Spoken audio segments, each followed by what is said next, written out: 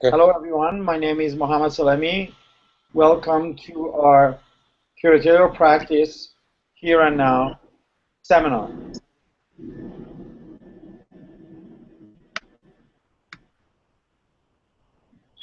I would like to, in the very beginning of the class, sort of like give a bit of overview about who am I and what I do before moving and ask you guys to introduce yourself and then talk about the objectives and the goals of the seminar. I am an independent curator, New York and Vancouver based. I curated many exhibitions, but recently my interest has been shifted towards trying to figure out ways of engaging as a material substrate what I call telecomputation or the technological infrastructure that has been built upon the ideas of cybernetic in the last 20, 30, 40 years, as well as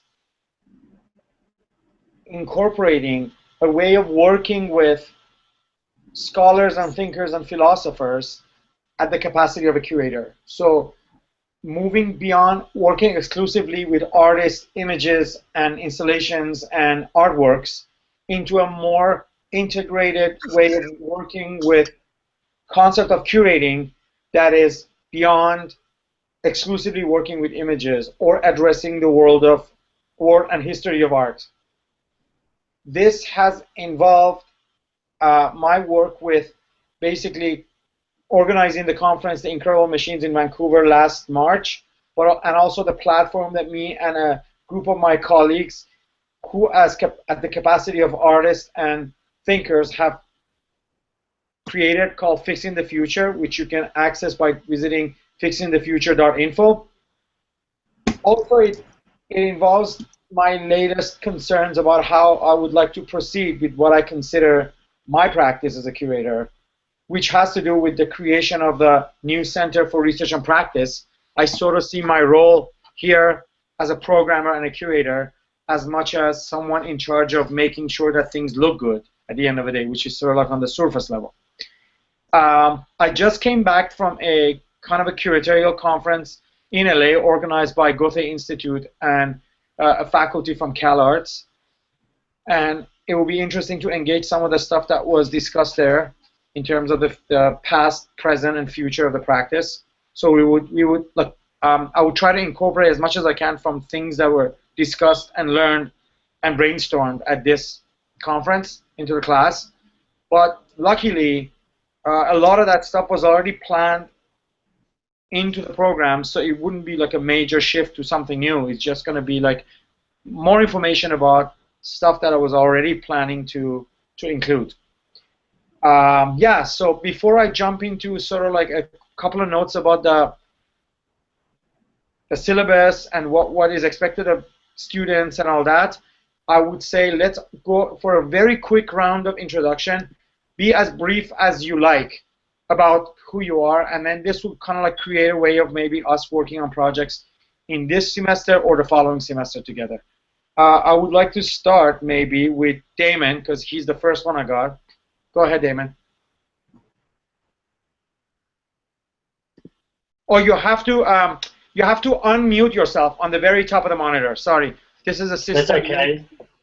Can you hear me now? Yes. Cool.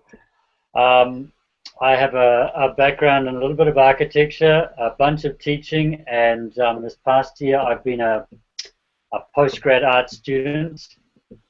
And yeah, that's me. So hi everyone, I'm Damon. David, do you want to go ahead next? Yeah, my name's David. I'm working in New York right now, and I'm pretty fresh out of school. I have a little bit of an arts practice. What did you study in school? I studied painting and English literature, and I wrote, in my bachelor's, and I sort of did a little bit of work about competition, and I'm pretty interested in bureaucracy and competition. Right, so I guess that's all I've got to say about myself. Morgan, do you want to go ahead next? Sure, I'm Morgan Sutherland. I have a background doing like media art, so like kind of large-scale interactive installations. Stopped doing that 2 years ago. Worked in startups a bit. Right now, I'm working on a startup called Arena. Post a link here, and kind of trying to navigate to an interesting domain of practice at the moment. So basically, you're an artist, but you've started a technological startup that aims to. I've visited the website. It's an innovative way of looking at the idea of social media. Yeah, more or less, and we're all founders. I'm sorry, we're all artists that work on it. Way better than Elo, even in its current incarnation. I suppose so. It's a very different platform, but. Manuel, do you want to introduce yourself and talk? We don't have your voice. Okay, go ahead. Can you hear me? Yes. Okay, cool. I'm Manuel Correa. I live in Vancouver currently, and I am going and studying film, and I'm making a documentary about art and technology. Okay, how about we move on to Jennifer? Unmute Hi, yourself. can you hear me? Yes. Yes. My name is Jennifer. I just graduated. I just got my MA from Goldsmiths. I got it in contemporary art theory. I was debating to go into either curating, but I chose that program because I wanted to implement more, get more of a theory background, and I guess I'm taking this class just to learn more about integrating that into curating and making it, as you said, more about theory. So that's it. Yeah. Okay, Frederick, maybe you can go next. Hello, my name is Frederick. I'm an undergraduate student of literature, and I'm interested in philosophy, materialism, in expanded concept of poetics, probably, and also art theory. Okay. These are the people who are here and with us. There are people who are watching this on YouTube who have basically are auditing the class. And in addition to us, we have the other two organizers of the new center in the house. Maybe they can also quickly introduce themselves, because actually, if you're planning to be with us, it would be nice for you to know them, because three of us basically run the organization. Tony, do you want to go ahead first? Sure. I'm Tony. I live in Glasgow, Scotland. I just started my PhD in film philosophy. I have interest in new media technology, media philosophy, these sorts of things. So, yeah, I'll be around during the class. So, good luck. Jason.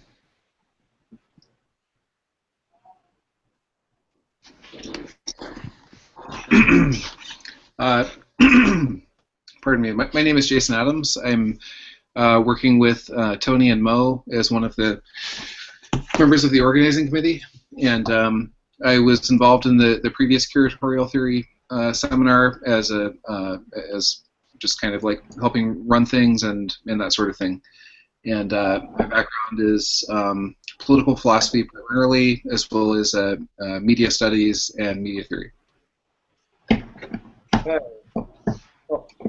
Other people who might join us, because we have up to 15 people. Up to 15 people can be in this room, and so far it's 1, 2, 3, 4, 5, 6, 7, 8, 9. So we have 6 more people, 6 more room. Sometimes people just prefer to watch this live on YouTube rather than engaging, and sometimes they'll decide to come in. So we might end up having more people or not. And also, some of you might decide to not be present next time. So this group of people will change. If you have new people joining us, I would ask them to also introduce themselves. But so far, so good. So basically, okay, about the methodology of the course, what I would like to say is that we are primarily here to think, conceptualize, and produce works. These works, either in the form of preparation for exhibition or text, to me are the practice which will be resulting from the research that we would do together. Even though I come into class with years of experience and some form of knowledge, but I don't think that I want any of us to assume that there's any kind of pre-existing set of knowledge that I'm bringing to the class and I'm asking you to study it in order to then be able to think.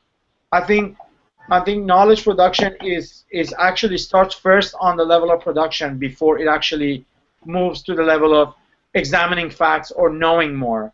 So this is an important methodological distinction to be made between the way other seminars, maybe even in our own news center, are run, and the way I would like to run this seminar. I want you to start immediately thinking about what you will be doing and where would you be going with this, even before asking, what am I supposed to read? What am I supposed to know? So this kind of like reorientation is super important if you want to have a really good class, which means already think about what you want to write about, how you want to use my knowledge or knowledge of the guest I'm bringing to the classroom to sort of like utilize that, and how you want to use the course material and the stuff that I've uploaded and include in a syllabus in order for you to sort of like use as bits and parts of what you're going to be working with. Now, of course there are readings, and of course there will be like sort of like divided and basically sort of like ask people to present on it and all that. But really, and probably we'll be focusing on as like we go through the syllabus, we kind of like divide it up and decide on who's going to do what, where, when. But really, again, the emphasis here is you immediately start writing, and you immediately start throwing things back to your classmates and me in order to examining the validity of the assumptions you're making and sort of like the soundness of the structure that you're setting up at the very get-go to build more upon. So please have that in mind. It's extremely important. Let's not leave things to like, oh, first I'm going to have to read all this before I'm writing.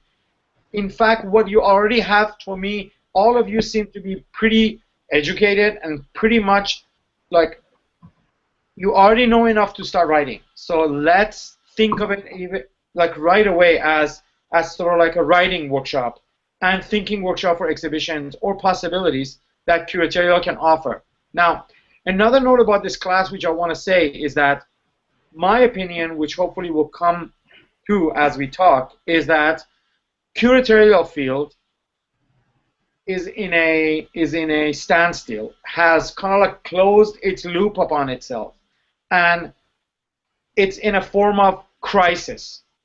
Now, this crisis, especially the way thinkers like Negarestani frame what crisis means, basically crisis does not mean that some form of norm that facilitated the movement of an entity from A to B is interrupted.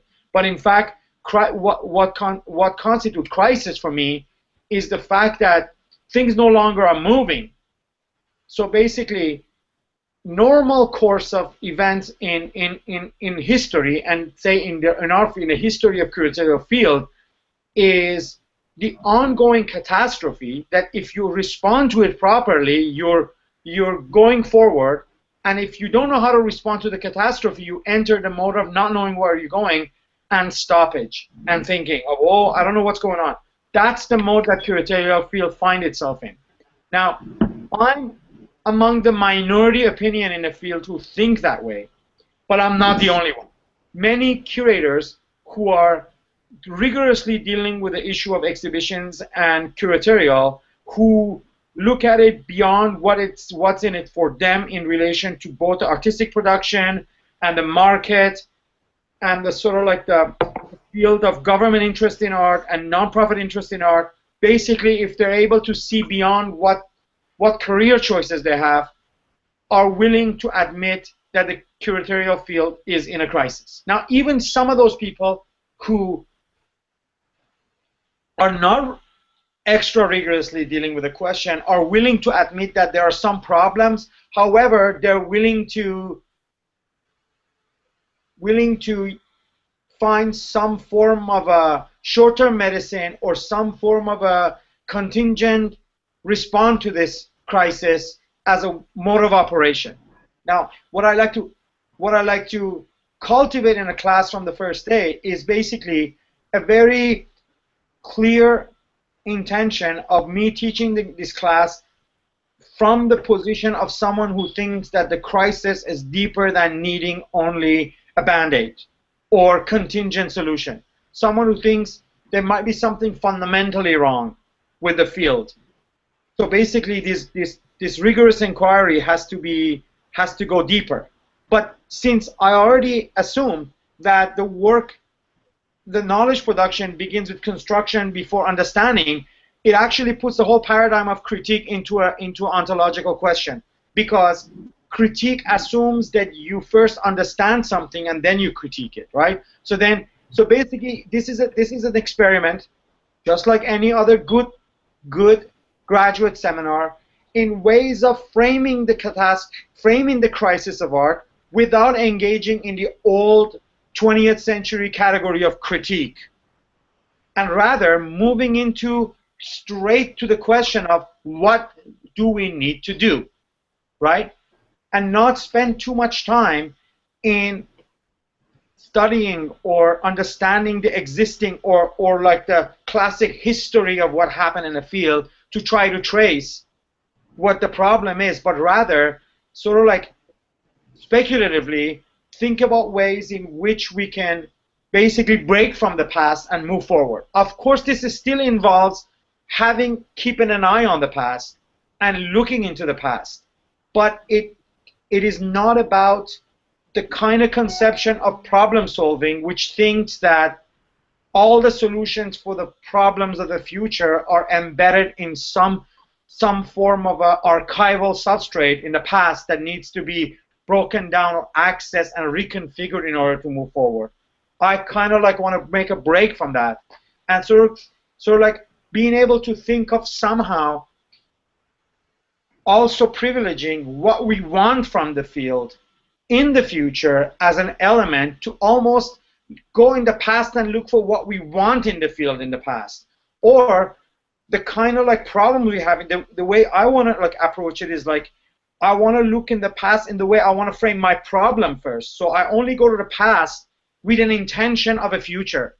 With an intention of a future, I want to do first in terms of the way I want to understand how the field has operated, and then in the way that I want to understand how I want to find a solution to get out of this crisis. So basically, for me, the way to get out of the crisis is to cause even a bigger catastrophe.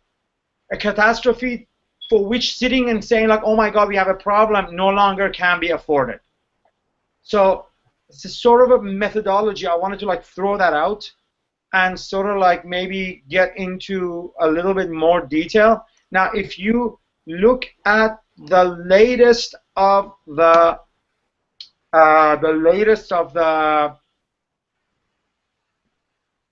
syllabus that's on the classroom, if you don't mind bringing it up.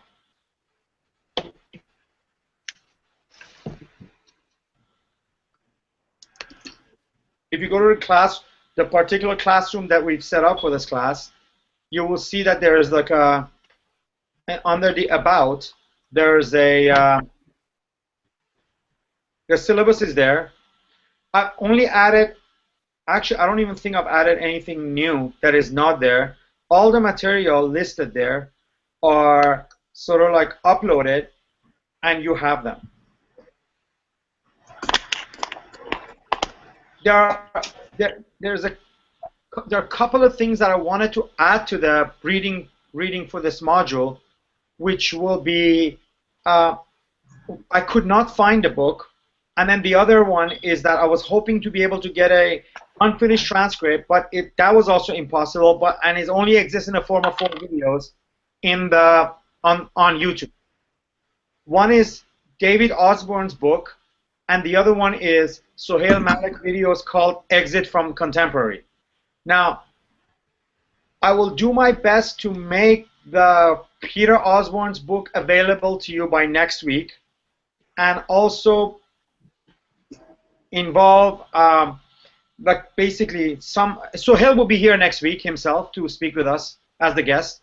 So I will make the videos available for you to watch and sort of like be prepared for Sohail's presentation. So that, having said that, I would like people who like to like the students who are like enrolled in the class are obliged to do this, but others also to take on these texts and sort of like begin writing in relation to these. Now, I don't want you to make up your mind right now, but it will be really good within 24 to 48 hours for those of you who are enrolled, but also those of you who are not enrolled and are members of the News Center or are auditing, to somehow get back to us to let us know what text you are going to what text you are going to present on. And the way and the presentation mostly is, again, not about telling us what these are. I assume we all know how to read, and we can all read these texts and come to an understanding of what they mean. And none of them are like rocket science, right? There's no like category theory or shift theory there. It's just like basic English. You can understand it, right? So it's your presentation. I expect from people at your level, all with like postgraduate degrees or working towards your postgraduate degrees, or with several postgraduate degrees. In England they call them postgraduate. Here they call them graduate degrees. You are capable of immediately forming reaction to these texts. Now, in relation to my personal idea that the field is in crisis, you can completely take the opposite direction and show me that try to show us that this idea is wrong and the field is not in crisis. You would not be sort of like marginalized with that opinion or sort of like attacked.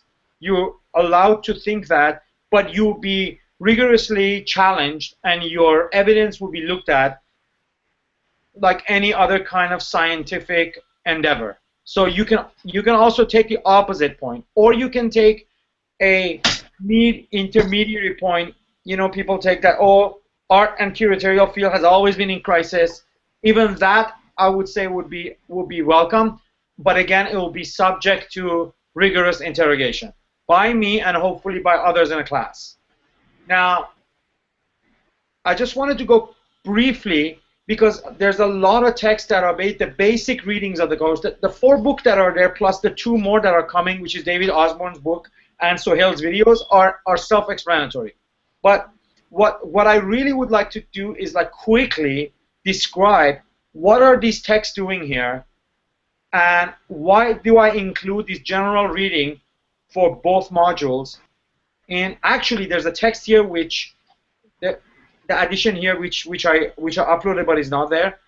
So basically, I'm going to go over these very quickly in a brief 1 sentence, describe why each one of these texts are important and relevant to our question. Okay. The first one being Guy Debord's comments on the Society of Spectacle, not the original text, right? The comments, which is available also, like you can download it in many different formats on your own. This text is important to the question of curator and actually is included in a lot of curatorial like graduate level curatorial classes. I read it when I did my degree, and I usually collect syllabuses from other curatorial programs, and it always shows up. The reason why it's important is because in it, the board basically talks about or predicts a kind of future in which state and capital, private and public sector have been brought together after the end of the communism, and how a centralized system of power that emanates from the center, being the state, and goes through the periphery, to a non-centralized, diffused system of power, which he originally attributed with American system, which has municipalities and states, and federal government is not very strong. So like he basically rejects the idea that one is gone and the others replace it, but he suggests that after the Cold War, you end up having an integrated system. And this integrated system actually is something that more and more is becoming part of why art cannot function. Because actually one of the pieces that Morgan today posted to Facebook, basically, by Paul Chan, the well-known artist, kind of his argument written in 2009 was kind of like that, that the reason why art is sort of like weak today is because art cannot be less than a regular object as a function. This integrated society demands from art to be functional. Museums and the public are demanding for art to have a place in a society, and that thing is a double edge. As much as it helps art to proliferate and get funding, it restrains it to this expectation of function. So that about the first text. Now I can go on and on, but I would like to leave it to you guys to read and engage with these texts. The second one is Riegel's Modern Cult of the Monument. This text was written in the early 20th century or very, very late 19th century, and basically discusses the ways in which, like, the interchangeability of artistic object and historical object, and basically how like in the modern time people develop this sort of like a cult relationship to the past. In fact, a lot of people argue that this essay formed Benjamin's idea of aura because of the way that Riegel conceptualizes the idea of historical value and artistic value, and how history plays itself in the propping up of monuments. It was actually a text commissioned by the Austrian government for the preservation of the monuments, but they went to like the top art historian of the time, and they thought that he would be the best person to provide some form of a theoretical framework as to how these monuments should be restored, at what level of reconstruction and cleanup needs to get done to them, and how much they need to be left to their own. And then Riegel kind of like developed this really beautiful conceptual device in terms of the modern people's relationship to monuments. And as we know, museums kind of function like that, so I think it's a great text to read when you're thinking about curatorial. The third text to go over is Guibault's How New York Stole the Idea of Modern Art. I actually studied with Serge Guibault at the University of British Columbia.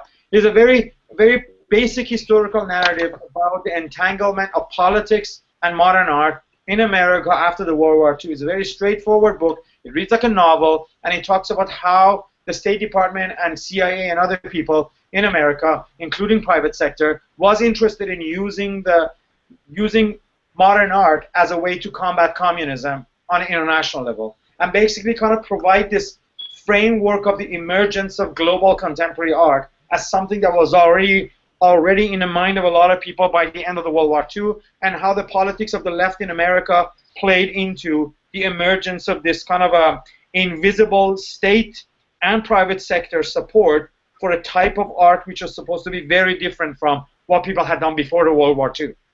This is also something that people call new avant-garde, right? The emergence of abstract expressionism basically is framed as a new avant-garde, old avant-garde being sort of like surrealism and Dada and Kandinsky and Mondrian type of abstraction from before the war. So that book is there to kind of create a kind of a frame for thinking rigorously about politics of art. And, you know, what's his name was talking about he's interested in bureaucracy, David. This would be a great sort of like read to see how the little bit of history of this types of bureaucratic intervention in the production and dissemination of art. My little humble essay there is sort of like a contemplation on the future of art in light of computers and how images are in a way in a kind of decline because of their overuse and also because of their utter success in being able to do what they're set out to do. So it's sort of like saying the successfulness of images in the last few decades and the emergence of algorithms is going to move us away from this image-centered sort of like worldview which we have, which, as we know, every day you hear this thought that like images are important, and sort of like how to look beyond this era of the images, which we can argue began with photography or with perspectival painting, back with the Renaissance. So that's that, and you're going to hear more about that today because my lecture presentation has to do a little bit with roots of that. So what I'm talking today in my lecture is sort of like almost like a first part of this essay that I'm putting there. My talk today would lead to this one. It would be good to read it after if you want. The Simondon's essay is a great essay that sort of like sets out the conceptual framework for the way and the relationship between the individual and the collective. How what we understand in the West as individual or individuation is a social process, but the essay gets really, really close to scientifically examine how an individual is formed from and within the society. And the reason why I have Simondon's pieces here is, as you know, in an exhibition, you're always dealing with exhibition as a whole and artworks as single artworks representative of artistic subjectivity and singularity of the maker and the subjectivity of the viewer who will come to confront this piece, and then also the relationship between the individual viewer and the whole of the exhibition. So I thought it's a great piece for people who are interested in approaching that angle of curatorial. It would be a great piece to read and supplement in your research. The Jonathan Nitzen and Shimshon Bichler text, which is the first chapter of their book Capital as Power, is, in my opinion, one of the most important books written in the last 50 years about political economy. And the whole book is free and you can download it, but I've only included one chapter here, which is the intro chapter that explains the whole book. Basically rejects a couple of very important presumptions about political economy that was outlined in Marx's Capital, and kind of proposes a new immanent way of looking at economy, culture, and politics as one single system, and provide us metrics for how culture and politics fit into what Marx considered base, and they kind of devise this superstructure on top. They kind of reject that, and this book is a subject of a lot of controversy among Marxists, but their name is becoming more and more like part of the discussions of what is neoliberalism and how can we exit from it. Sohail Malik is actually basing a very long and important, in my opinion, essay on the future of political economy, which is in the editing process and will be published in the next issue of Collapse, which is basically one of the sources of the essay is this book. And I actually have the ambition to work with them, and in a future conference in 2015, I want to bring Nitzan to New York and engage them with some philosophers.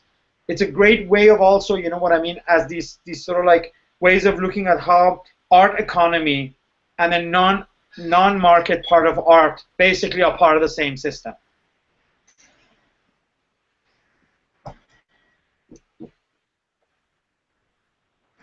The Deleuze's essay is interesting because parallel with the board essay, I think the two of them are a very great couple of reads together, because how many of you are familiar with the Deleuze essay? I bet a lot of you know that, so I don't even want to talk about it, right? Should I talk about it? Yes or no? Yeah. Yeah, that would be great. Yeah, so the Deleuze's essay outlines how we are in a transit, because it was written in the late 80s, published in English for the first time in October magazine in like early 90s, outlines how we're kind of exiting Foucault's idea of a disciplinary society that's centered around these like institutions like family, factory, prison, hospital, state, and how we're entering this new free domain in which all these barriers will be broken and there's no solid institution, and how we're moving from a society in which its main technology is a factory to a society whose main engine is a computer, and then kind of reflects on the ramifications of this type of transition. And it's an interesting piece in Deleuze's own thinking, because Deleuze had resisted the practice of periodization for a long time, but in my opinion, his studies of film kind of like pushed him towards this type of Hegelian approach to history and made him kind of like leave us this 4 pages of writing has been source of like many scholarship. Alex Galloway, who's a friend of mine and he teaches at NYU, has basically written 3 books all around the concept of the concept proposed in a postscript. And another book which I would have loved to have in the list, but it's not out yet, and hopefully halfway in a course or at the end of it, this would have been a great addition to the text here, but unfortunately I can't share it because I only have the preview reader. It's called To Think and Live Like Pigs by Gilles Châtelet, a friend of Deleuze. This is actually a continuation of Deleuze's book as he sets out to do. So like even further investigate what are the ramifications of control society ruled by computers. But the book is not there. But that essay itself has a lot of clues as to the kind of world we live in. And then moving to the next one, Heidegger essay is an important essay because first of all it was written right before the World War II, and basically this essay was not written and wasn't read early enough. Otherwise, we would have avoided a lot of confusions about what is the source of an image-based world. And I remember back when I was doing my graduate school, a lot of Heideggerian scholars had not even heard of it. They were like, "Oh, what is that?" But it was the first thing I really read from Heidegger, and nothing I read from Heidegger afterward ever was as solid and as like condensed or compressed set of like all his ideas into one short essay, which basically has this basic critique of science.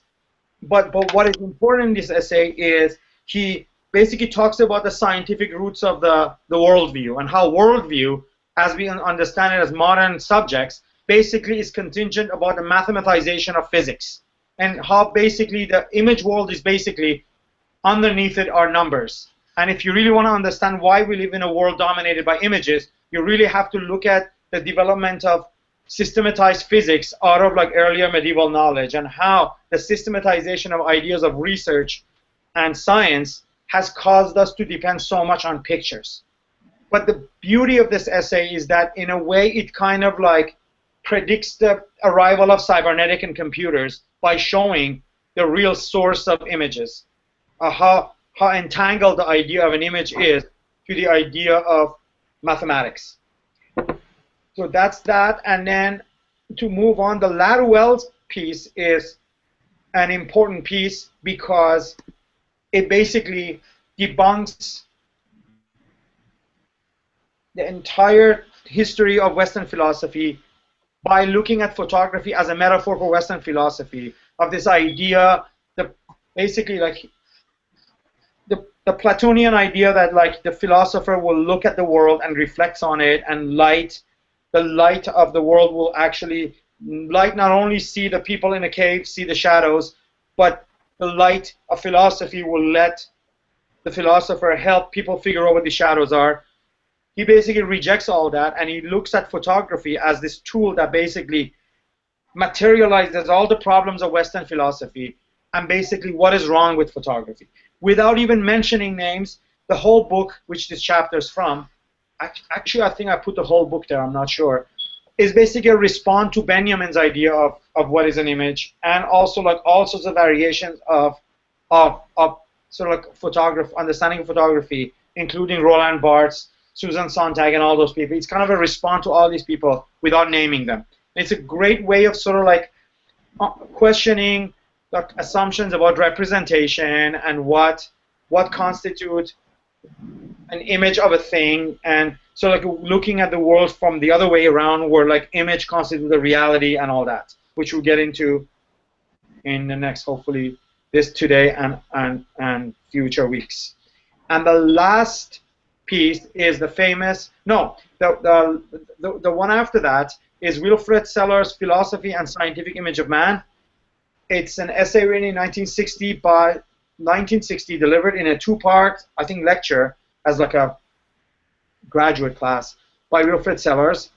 The essay basically is a new way of looking at the image world, the world of images and the image of the world, and sort of like stakes out how the scientific image, why does it differs actually from the image understood by artists and philosophers, and what are the genealogies of these two different types of approaches to the image of man in the world, and how one can or cannot reconcile the two into a bitelescopic view of the world.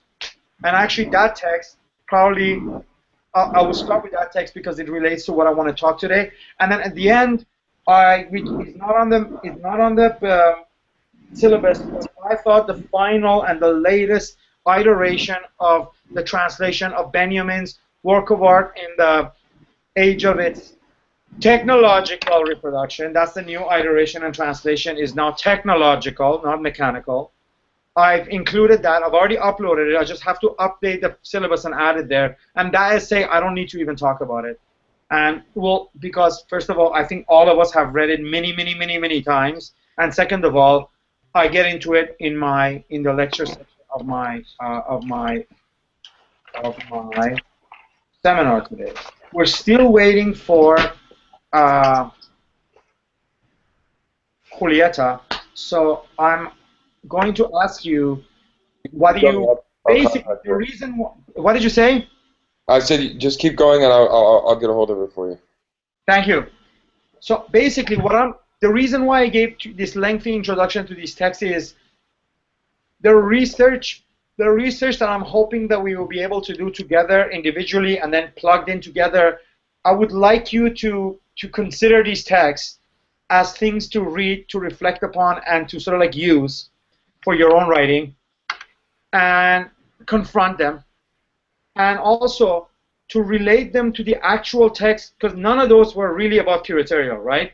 And relate them to this more specific text for this particular seminar that have to do with the history of curation, the ideas of curators, of their practice, and what they really mean to do, and sort of like use those as sort of like surgical tools to kind of like pull apart the arguments of curators about their work and arguments of art people about what they do, or use them to examine them and see how much of what they claim about their work is actually valid. Now, there's a plethora of information about these curators out there. I don't claim to know it all. We all have internet. Feel free to bring anything else you want to the table for your own research and writing.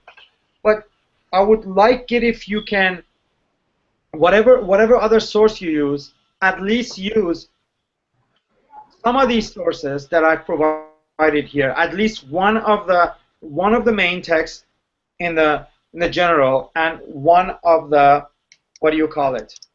One of the specific texts, including Sohail's videos and including Peter Osborne's book, which I will make available to you. Both of those are 2013. And the funny part is that when Peter presented his book at the Artist Space, the response was from Sohail.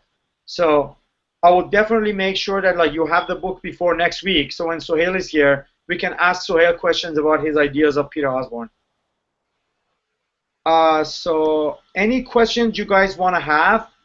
If you don't, which I hope you do, we can maybe divide up the presentation. And the presentation, the way I wanted to go about them is, we have 4 pieces there, and we have 2 that are not written down, right? So if one person takes one of those, we at least will end up with like 6 people committed to 6 presentations. And then you feel free to, again, use any of the general text to supplement it for your presentations. If that's cool, just think about it, maybe, because maybe it's too much to commit you to it, but really I need to be able to get it back from you in 24, 48 hours. So it's good if you have questions about the presentation and all that. Get all that out of the way today, but then maybe in an email or post to the classroom, you will let me know who will be doing what and when.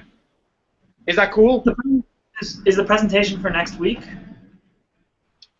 No, it basically, I want you to write 4 short pieces as like reviews on a weekly basis, a blog post. They don't have to be reviews of exhibitions. It could be reviews of like anything but including exhibitions. And then you're going to be working on a 2,500 words research paper.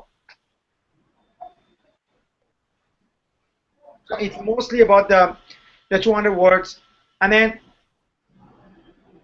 the presentations in a class are basically a rehearsal of what you're writing about, the 2,500 words. And, think of it this way. if you really plan this right, the text you write with modifications will be the essay for the exhibition you'll be working on next semester if you take the class with me. This is sort of like you can sort of from the very beginning think of it as like a larger project, with next class being the practice of exhibition making, this class being the practice of writing, and these two are like the two left hand and right hand of curatorial work: writing, exhibition making. That this class is more on the side of writing because we'll be reading curators and about curators, and the next one will be more about exhibition making, which is going to happen in spring semester. Now feel free to ask questions before we get into the. No, I'm confused. Are we presenting on readings in a kind of structured fashion? Like I thought that's what you're doing. That's why I did not divide it up that way. You're not doing that, but I want you to basically present what you're doing still with some link to at least one of each. So you're not presenting on readings. This is not a reading group or anything, right? But we're doing kind of with in preparation for your final thing, which will be due at the end of the month, you will present, right?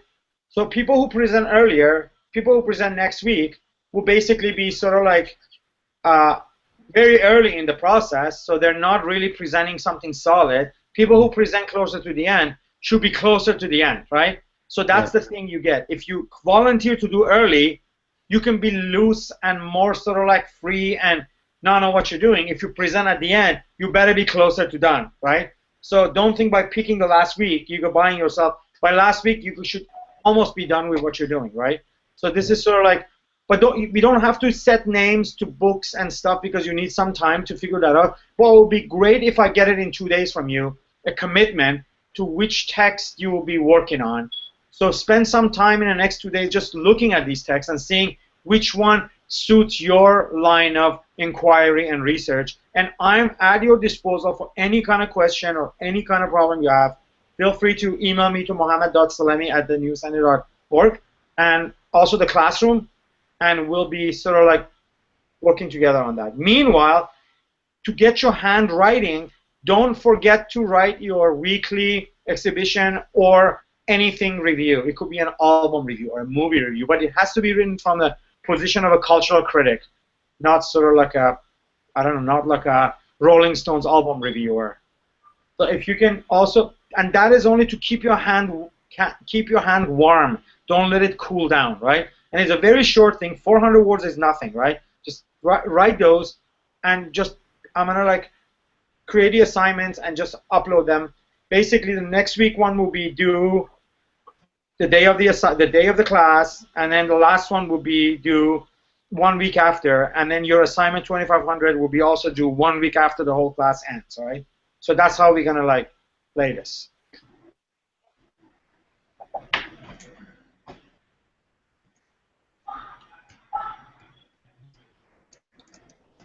Questions or comments or any kind of like problem you have with me? Well, not a problem, Mo, but it's going to be interesting because, you know, I was just thinking of my own process, which is one that sort of really doesn't become apparent until perhaps near the end. Pardon me, I didn't understand what you said. Well, no, it's a comment. No, I'm sort of taking on board what you're saying, and I'm sort of cool with it, but it's a challenge. You seem to be asking us almost to begin with our ideas formed at the very beginning. Can you hear me okay? Yes. Yeah, and so, you know, hit the ground running, which is cool. I mean, it's an interesting challenge. My own process tends to be that there's a little bit of floundering, and then things start to coalesce, you know, as they move. I was thinking as you were talking of Tim Morton. Do you know any of his work? Tim Morton, the name is familiar, but he's one of these sort of object-orientated. Oh yeah, Timothy Morton for sure. Timothy Morton, yeah. And he was talking about ecology and saying that we all need to slow down and just live with the problem for a while. Well, and How would you respond to that? You know, Well, response to that is that we are diagonally opposite to that. We are accelerationists. We say let's move cool. first. So it's like That's okay. I think that you're bringing up Timothy Morton into the picture because it's like these are like the two different directions that the speculative thought from its formative years in early 2000 took, right? And right. and yeah, like I seriously consider what we consider the world as a constructed object that you influence it and you change it more while you construct it than while you try to understand it.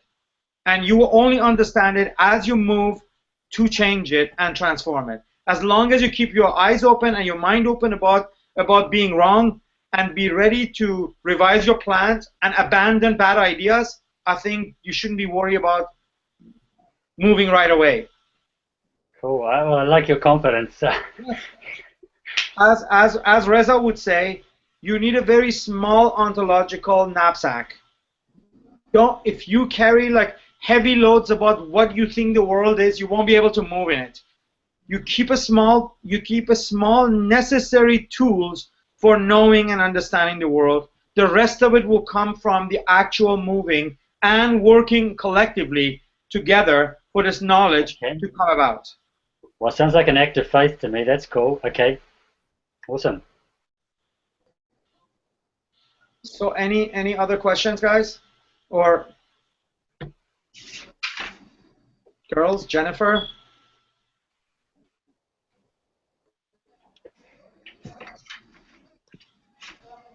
Well, Manuel, do you have any questions? Okay, he says no on the sidebar.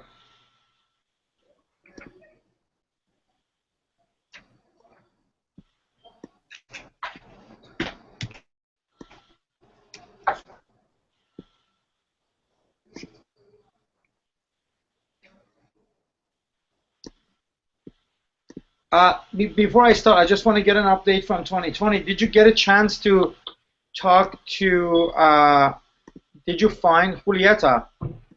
Luck, yeah. I mean, emailed her, Facebook, nothing. Okay, I'm gonna like, if she joins us, it will be later. But it must be some form of a, I don't know, like emergency or something, because we verified this like long time ago, and I was even talking to her yesterday about it happening exactly at what time and all that. So I'm just very surprised that she's not there. Okay. Keep on her. Pardon me? I'll keep working on her, and I'll keep you informed in the chat box while you're going, so you don't have to stop. Okay. No problem. Thank you. So, like I said earlier, for me also, I really want to. Again, I'm not here to teach or pass on knowledge to you guys. I want to really use the opportunity of being around a group of like thinking subjects like me, and so like further my own research. Now, I was asked to present at this curatorial conference last weekend in LA, and I've been working on this presentation for over a month and a half, and I'm also presenting next February in another curatorial conference in Australia, which is basically what I'll begin working on tomorrow. So what I'm looking at, what we're going to be doing for me, what I'll be doing in this class is using these resources that I put out and my starting point, which is sort of like the ideas that's been brewing in my head, which some of it came out in my presentation in Los Angeles, and sort of like use working with you to produce something myself by the end of December that is kind of like workable into what I want to present there. So really, I'm using you guys to think with me, and any one idea, if it gets involved in my presentation, will be properly credited So I really want to do what master's or PhD seminars are about, which is production of new knowledge, even on the side of the professor or instructor. So that's what I'll be also doing. And my research is particular, but there's enough in a set of stuff that we put out that is already what I'm reading and studying, especially the Sellars essay is sort of like what I'm mostly concentrating on.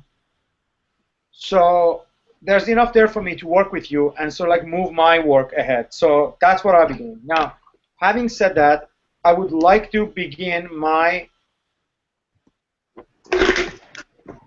presentation, which is bits and parts from my talk in LA, but also much longer because that was like a very short presentation. And yeah, so I'm going to sort of like get into like a lecture mode and give you my presentation today. And then once we finish, we can discuss this, or we can get into any kind of other area of questioning. And there's few other things. I mean, I put time aside for Julieta, that if in any case she doesn't show up, we have to somehow decide what to do with that time. But I'm not going to worry about it because she might still show up, because she said that she might actually come at the very end, but she suggested that she will come first thing and early. So she didn't. So we'll see what happens. So. And now, from all of you guys, Manuel actually made it to LA in a last-minute ditch, and he actually saw me do this presentation, the short version of this presentation. So just to say that he had some access to it. So of all of you, I think I can put Manuel on spot to respond to it and deal with it, because he already has heard a little bit of it already over the course of the weekend on Saturday. Okay, so. A specter has been haunting the space of knowledge, the specter of telecomputation. Unlike the modern age, when scientific and artistic authorities, or in other words, the practices of objectivity and subjectivity, were typically embodied in concrete artifacts like atlases, encyclopedias, books, and photographs, as well as architecture, art, and museum collections, today, the materiality of human knowledge and experience, or the credibility of the past and the probability of the future, are determined to a great extent by the gathering and sharing, as well as algorithmic processing and visualization of digitized and digital data. This new space of navigation, productivity, and contestation for knowledge and power has been generated by a steady and gradual synthesis of mass telecommunication and mass computation, what I referred to earlier as telecomputation, enabling a large-scale collaborative production of knowledge by humans and machines unseen in the past. However, while numerous thinkers and scholars from various fields are increasingly reflecting on the material implications of the still unfolding cybernetic revolution, the entangled epistemological ramifications of the mass redistribution of labor between humans and machines has not been widely reflected upon. So for me, the question here which I want to work on is basically think productively about what we should do and where we should go with the idea that machines are increasingly taking over intellectual tasks from humans.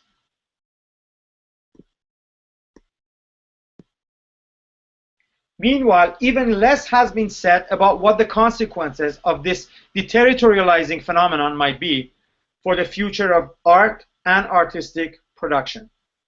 In fact, among other productive and communicative social activities, art, which up until the invention of photography was an inseparable part of the development of science and technology, has been further lagging behind or completely refusing to play a generative part in the symbiosis of humans and machines.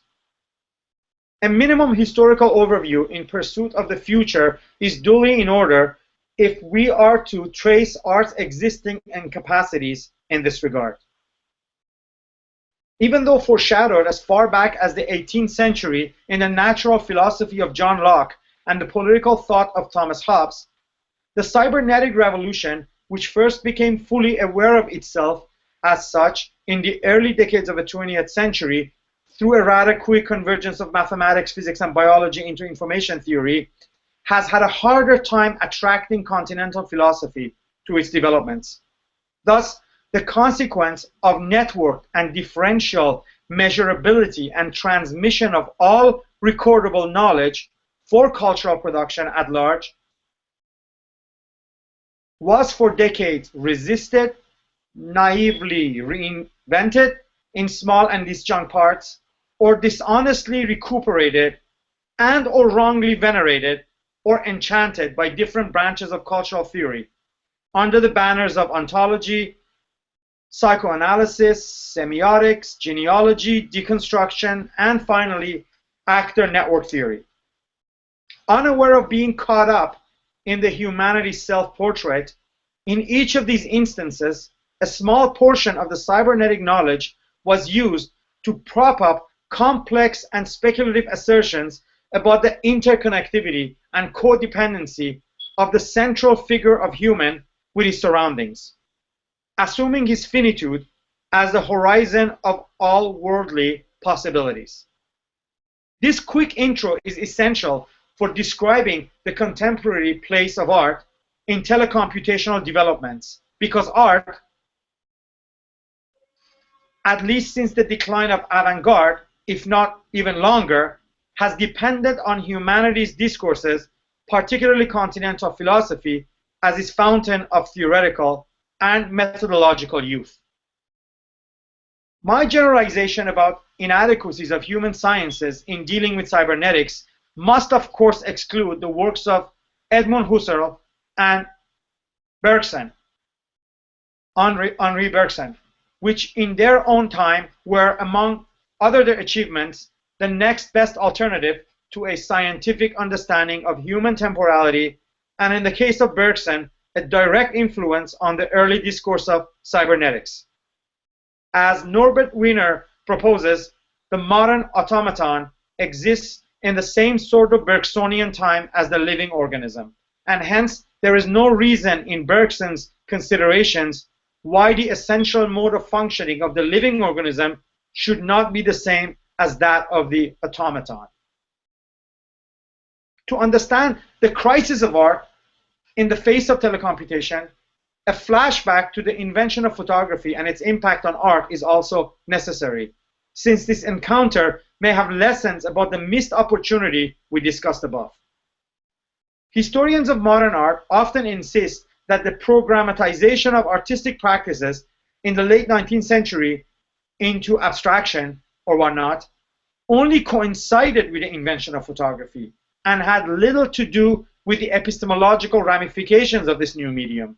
However, if, following Alois Riegel, one considers the materiality of artistic volition inseparable from that of the declining, dominant, or emerging epistemic worldviews, then it is also possible to consider photography's impact on the course of the 20th century art.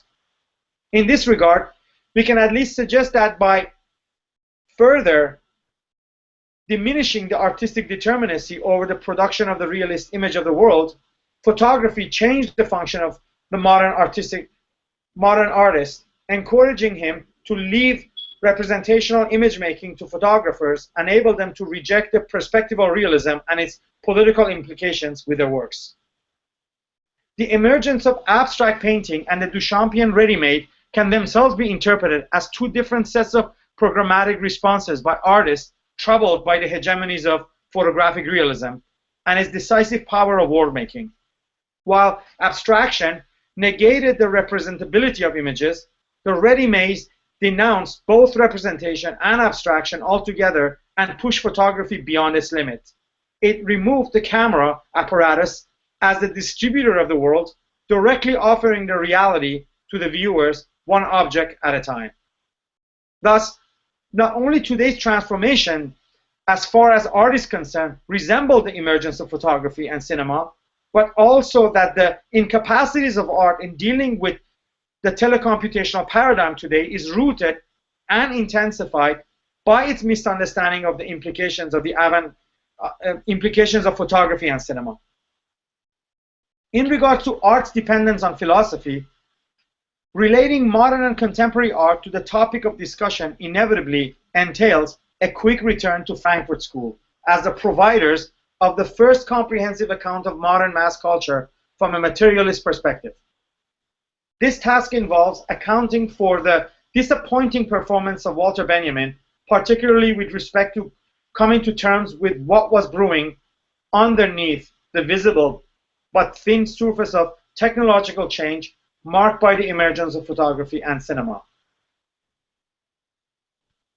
A comparison between Benjamin's work of art essay, one of the most influential texts on the artistic production in the second half of the 20th century, and Heidegger's Age of the World picture, which outlines German philosophers' attitude toward modernity, both originally written within the time difference of 6 months in 1969, reveals how, while misguided about his configuration of mathematics and physics, at least Heidegger was able to understand that the flattening of the world into a picture, he considers the world picture, and the rise of images had profound roots in scientific methods, particularly mathematics and physics. Mathematics and physics as integral parts of the development of European Enlightenment. For Heidegger, the interfacial problem of image needed to be traced backwards down its emergence out of mathematics to address the direction knowledge production and science had taken a few centuries before the industrialization.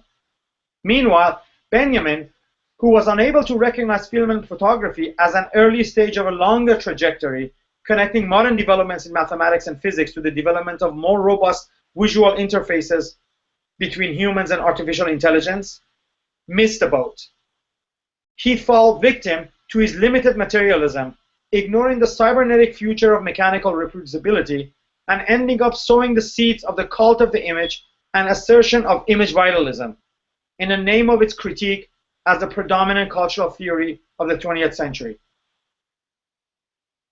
Overall, Benjamin's theory of photography missed the now obvious realization that even though as a technology, photography is both historically and ontologically situated between art and telecomputation, however, photography resembles art more in appearance, while its reproducibility is closer to the essence of telecomputation.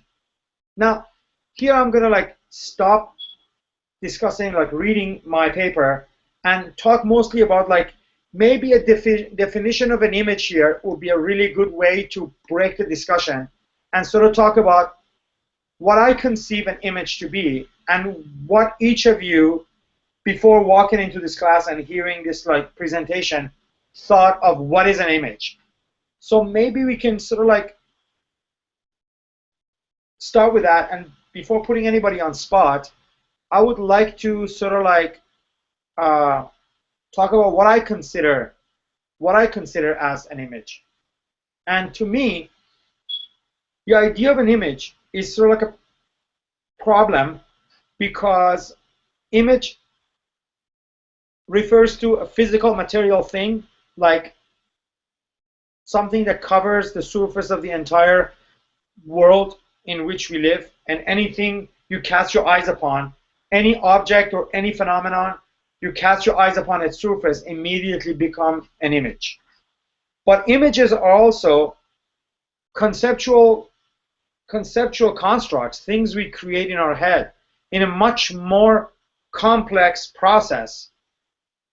And then sometimes we prostheticize and externalize them in a form of an image, in a form of a shareable image, whether it's in text or, again, back in geometric formations we call an image, like a painting or a photograph or a computer model or a three-dimensional or multi-dimensional model that comes out of scientific theory. So that's why the problem of the image is sometimes a realistic image, sometimes it's abstract, sometimes it conveys information, sometimes it doesn't.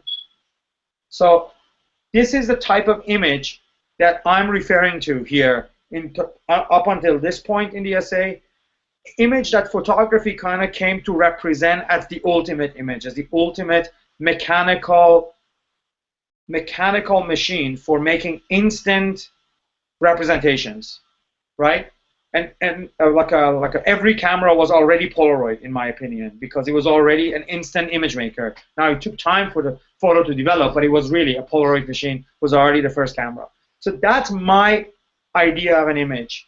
So if you would go around and discuss, what do you guys think about this, and what do you think of an image when you think of an image in relation to your practice or your work, or when you think of image in general? Maybe I should start by saying, Damon, you want to start? You have to.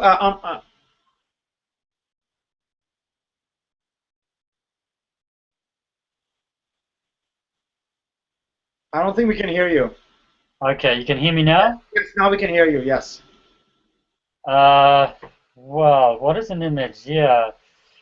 Off the top of my head, I don't particularly work with images, although of course I work with aesthetic surfaces, and I work with participation, and I work with objects. But I understand what you're saying about those objects and the concepts that I work with are images in themselves. Yes. Yes, and anyways, when anyone, including yourself, consider them, they basically are forced to make a mental image of what it is, either like straightforward, which is like sensual. As you cast your gaze upon that thing, it immediately becomes an image in your retina. But also the other image, which is made while in my opinion, the pre-existing concept that the person has before even they encounter the image examines the sensual data that comes in and starts interrogating or reconfiguring that data to try to make sense of what they've been encountering. Right, so there's a fundamental sort of interaction of imagery within the mind, between the mind and the world, yeah, and out in the world itself, separate from us. Images are interacting all the time, yeah? And what you're suggesting is that photography in some way has colonized that process of image interaction. Colonized definitely, but also made a rudimentary process and turn it into sort of like an official way of doing something, an official way of making images, an official, short, efficient way of arriving at the picture of something was to sort of like simplify the same process that happened in a human eye and make this machine external to the human that would just do it for us. And then the implications of that for you are what? No, I'm only talking about photography because you brought up photography. You asked me what's the photography there, then I'm talking about the photography, right? But to me, there's the confusion about the image is because we don't really know when we say images. You know, when another media person or another artist get behind the podium and says, we live in a world of images, right? Yeah. Everybody assumes that it's true, right? But no one really interrogates, what do you mean by that? What kind of images? But Mo, haven't we always lived in a world of images? Isn't that what you're saying? We've always lived in a world of images. So what is it that photography or the production of images, the technological production of images, what is it that does? And is it problematic? And is it... Well, let's go to more people, and then we go back. Yeah. David, do you want to engage us? You have to click on the microphone. Sure. My notion of an image is an easily. I mean, this might be kind of circular, but an aesthetic experience is easily shared. So it's just, the great thing about, for example, I don't know, the great innovative canvas and painting means for easy distribution of imagery, or I don't know, social media, like that share button is. So I tend to think of anything that can be any kind of aesthetic experience that can be sort of packaged and then shared very quickly, kind of in terms of an image. And I know that images tend to be thought of as visual, but it's so tricky to. And so, for example, like perfume, like whether or not a perfume, one of those perfume steps, where you like spray and test it, whether that would count as an image is not I can say for sure. But I do think that sort of emphasizing visual to the exclusion of senses, I find that very hard and kind of a medieval separation to enforce. So that's my thought, yeah. I want to somehow wrap it up and respond to it, but maybe we just let a couple of more people speak before I try to like synthesize what you said. Jennifer, do you want to reflect on what is an image to you? Well, see, the can thing you hear is, me? You say the reason why I bring it up is that essentially an exhibition is a single image that a curator creates out of smaller other images, right? This has been said many, many times. When you're dealing with an object of curation, you're dealing with basically a composite image that has to transcend the sum of its parts, which is sort of like made up of all the particles that the curator bring into the picture. But essentially, you see already here between the art and the curation, you're dealing with two images. Art being a single image produced by a single artist, and the curatorial project being another image that depends on all these small ones, but it's supposed to transcend them, right? So I just wanted to like kind of like relate it also, saying like why the question of an image is a very important question in relation to curatorial practice. But go ahead.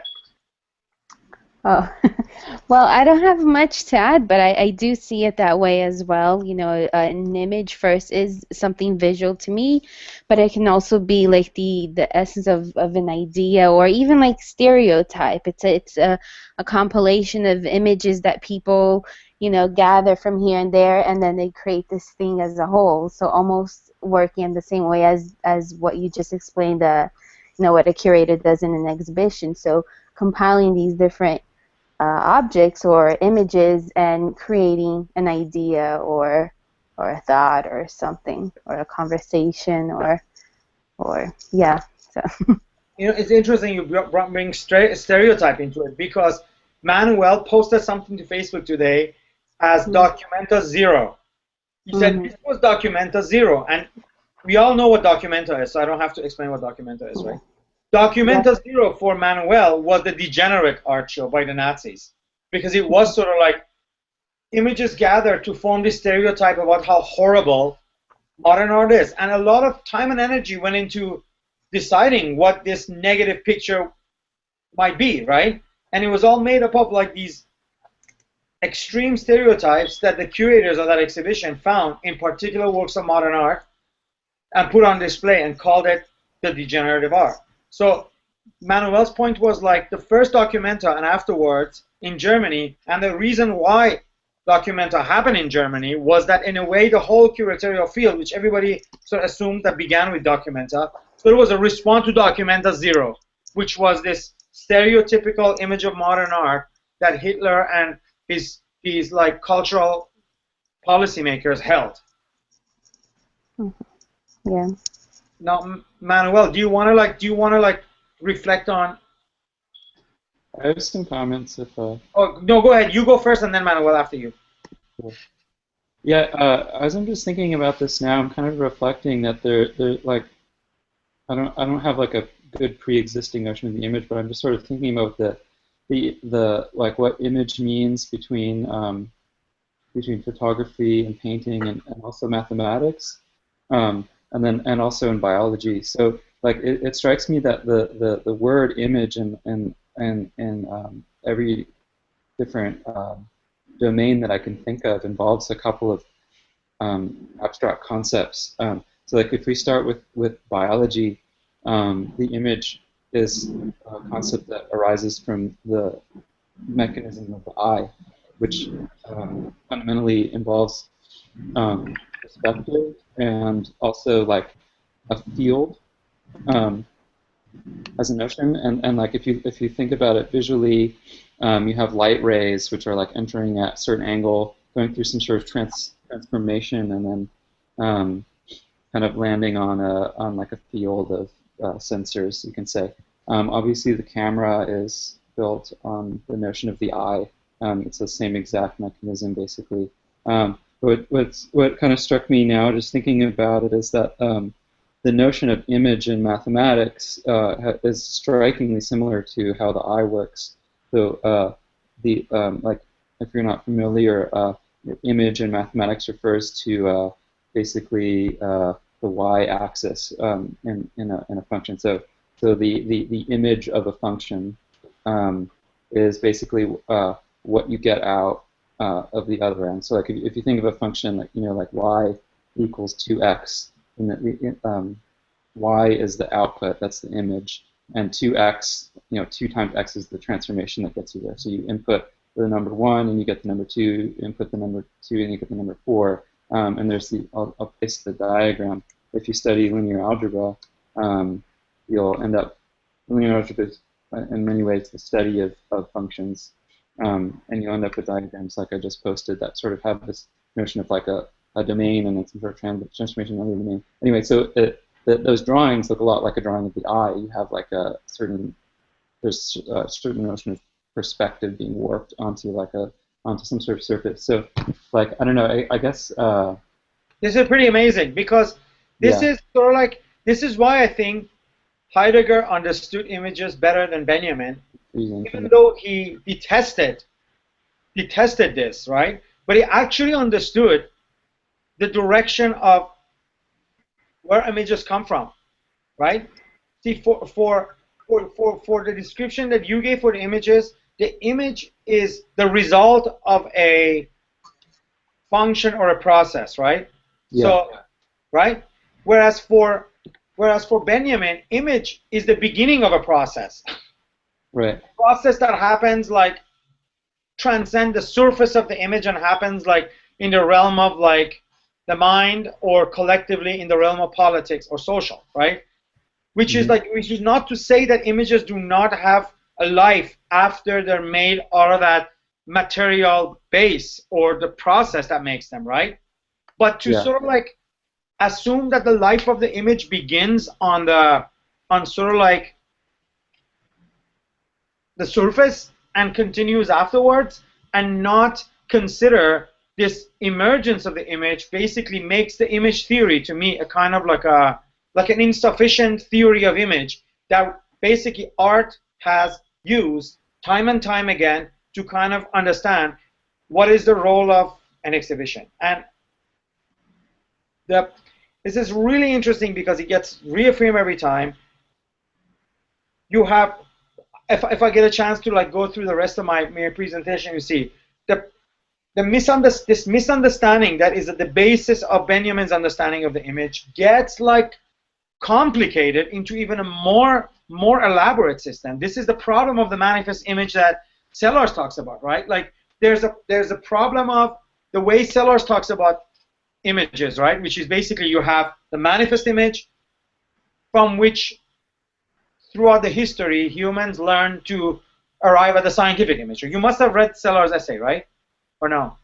I read like like half of it. Yeah. So the problem of manifest image, the first problem of manifest image is that it's really based on humans' understanding of the world limited to the place of the man in the world. So it's very human-centered. And basically it's sort of like a anthropomorphic, because man sees in the world things in his own scale and his own like limited sense of understanding, right? Mm-hmm. But then what makes the manifest image problematic is that this very basic rudimentary image, which is historical and lies in like humans' inability to kind of like deal with the world, becomes a complicated one by other people adding more stuff to it without really undermining that main problem that existed in manifest image, which was sort of like it's always the image of the man in the world, and it's always limited to this one particular view of the world, which is of the man in the world and from the position of the man in the world, right? Yeah.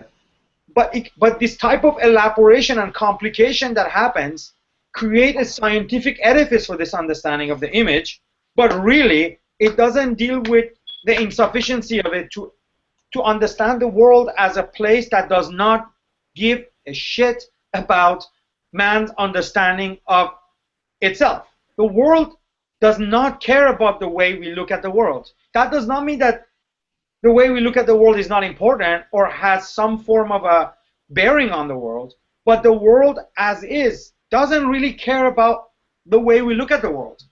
Mm-hmm. And that world includes our own biology. Our own biological substrate doesn't care about what we think of our own biological substrate. It doesn't. It just does its work, right?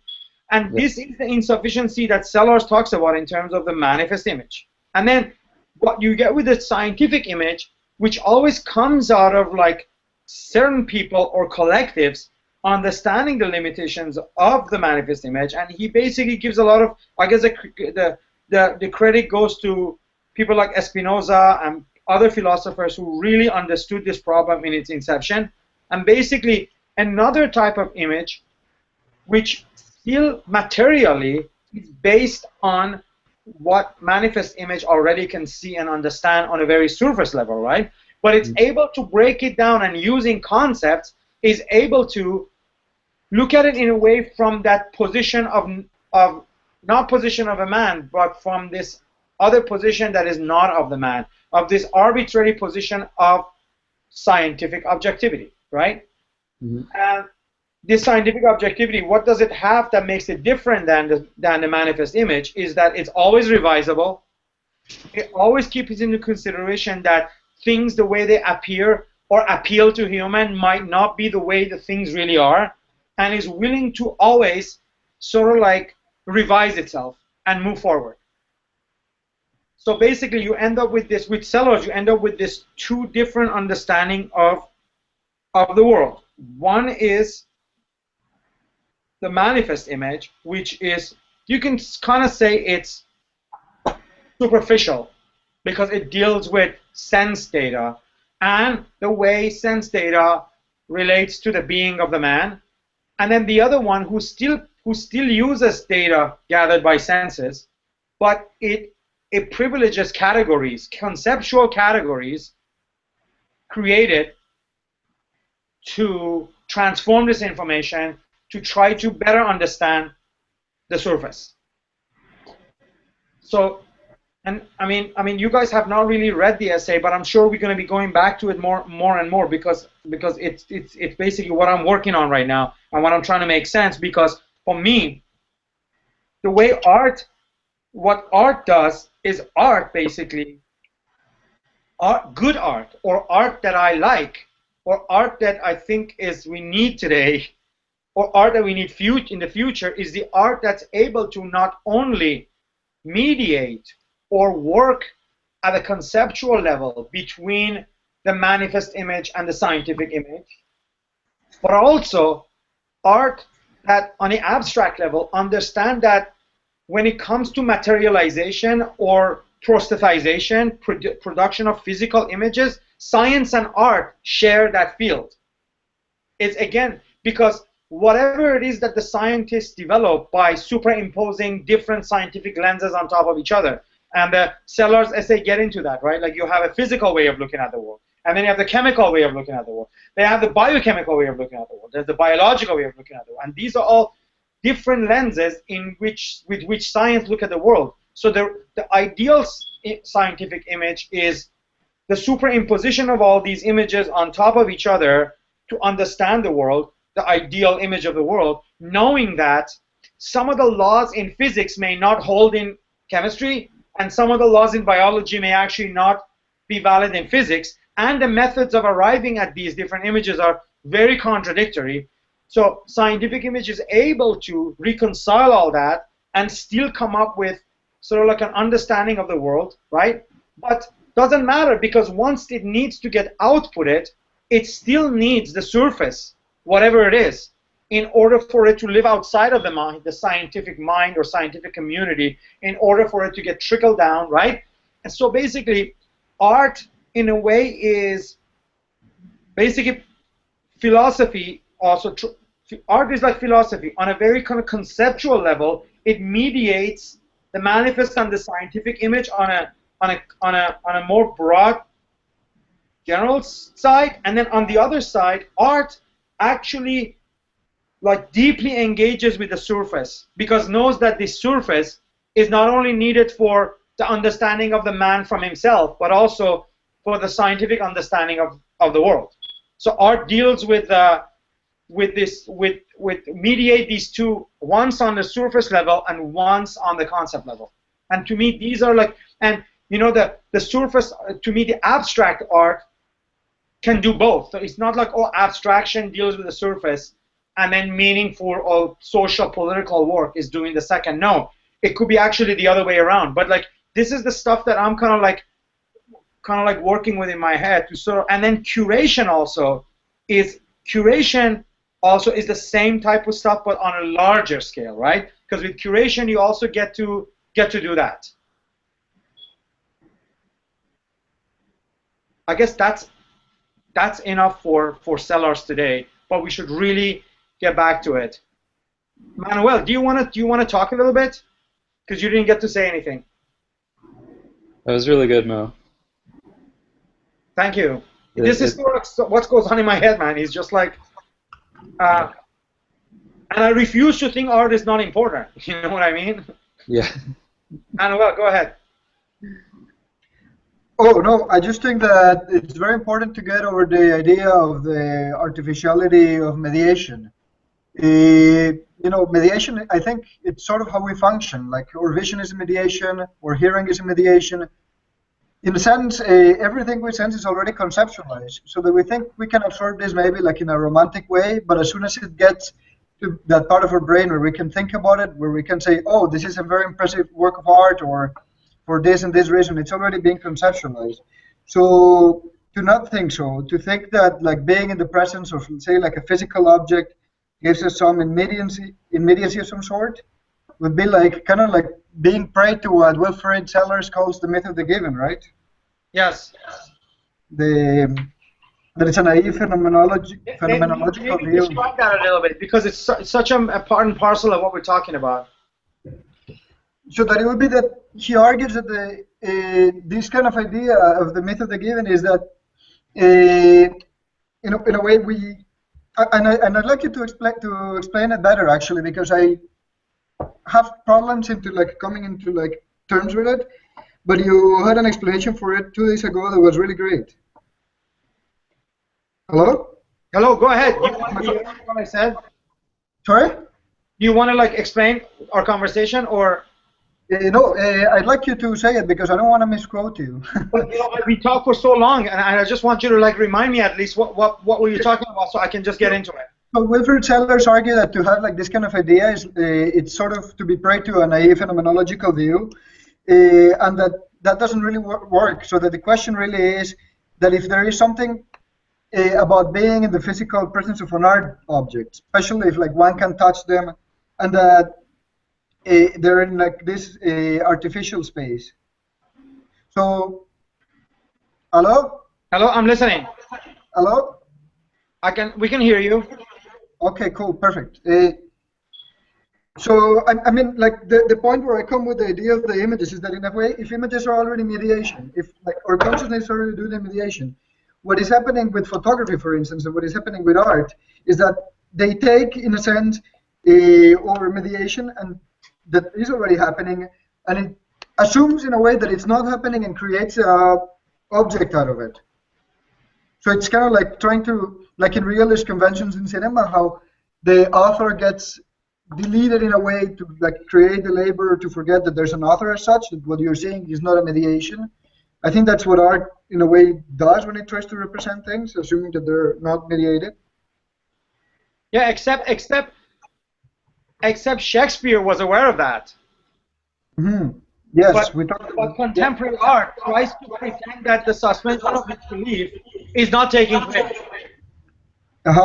You understand what I'm saying? Yes. That there's not actually a suspension of disbelief. Yeah. So the suspension of disbelief is supposed to be produced by the artwork, right? Whereas with Shakespeare, the suspension of disbelief already takes place before you enter the space of the art, right? So you can really get into it, right? Whereas with the art, this sort of like this fake phenomenological basis reinvents the disbelief and then tries to the only thing it does is just like it gets over the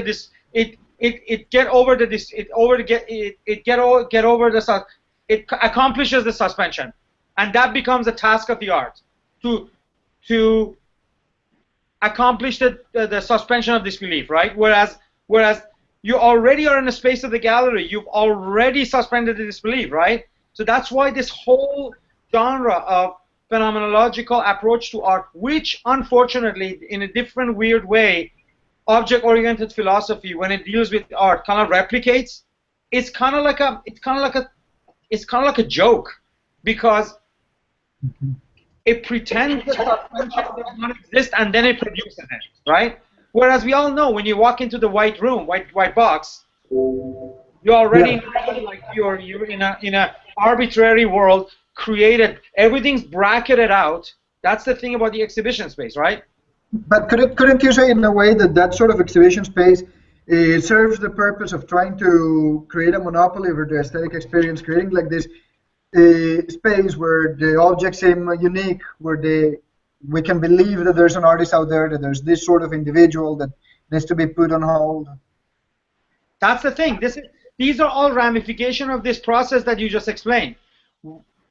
If you convince enough people that they're supposed to be surprised by all this, then you can build the other steps on top of it. That like the artist is a unique subjectivity who just gathered stuff, presenting it to you. You're supposed to be here and experience it, and through this real phenomenological experience with the object or with the space of the gallery, you're supposed to receive some form of an intuitive knowledge that you could not get through text or reading or living your ordinary life as you were, and could only get it by coming to this particular space of the bracketed out space, which they finally learned to paint it all white to actually mark it as a bracketed space. Yeah, placebo effect. No, but the placebo effect is like placebo that you know it's a placebo. You know what I mean? Like, it's a fake placebo effect, right? It's not even a placebo effect, because people who take the placebo, they really think they're taking the drugs, right? Yes. But I really like Ben's use of placebo. So let me just like get back to the paper, because I think I will get more into it if I read a little bit. If I read a little bit more, just sets out the scale of things. So we followed up until Benjamin, right? So now and the problem that Benjamin constituted as this inability to deal with understanding that images come from mathematics and physics and are going to lead to more systematization, more elaborate, based on mathematics and physics, which are computers. Now, I write, following Benjamin, both Roland Barthes and Guy Debord, as the other two leading image theorists of the 20th century, took to new heights their predecessors' oxymoronic assumptions about the significance of mechanical images and their agency in producing and mediating social relations. Meanwhile, in the name of further reintegrating art back into politics, these image theorists together helped establish a new intellectual space for the development of image knowledge and a new science, which I like to call a weak science, quoting Amanda Beach, my friend and artist, a weak science specific to art in relation to image making. While for Barthes, images were literally a treasure trove of signs imbued with multiple relational meanings, for Debord, the latest phase of the development of capitalist materialism was its image economy, a world flattened into and ruled by autonomous images. Overall, these three canonical figures overstretched the relevance of images not as the symptom of larger and invisible dynamics, but backwards and as the material space for the generation of these invisible dynamics.